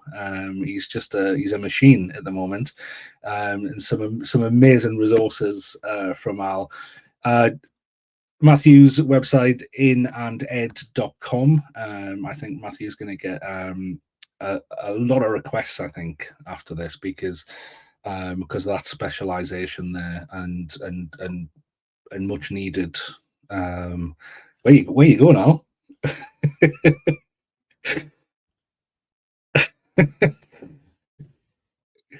And these skills haven't really developed yet, but bear with me. And Philippa, for your digital strategy, check out edruption.com and work with Philippa, because I know she's doing some amazing work out there. Guys, thank you so much for joining us. Was there something I wanted to say? I've got when you like get to the end of something and you're like, what did I want to say? Oh yeah, I wanted to say to you guys, could you just stay on a sec after we end the stream, and we'll say goodbye. Thanks everyone. Thank you.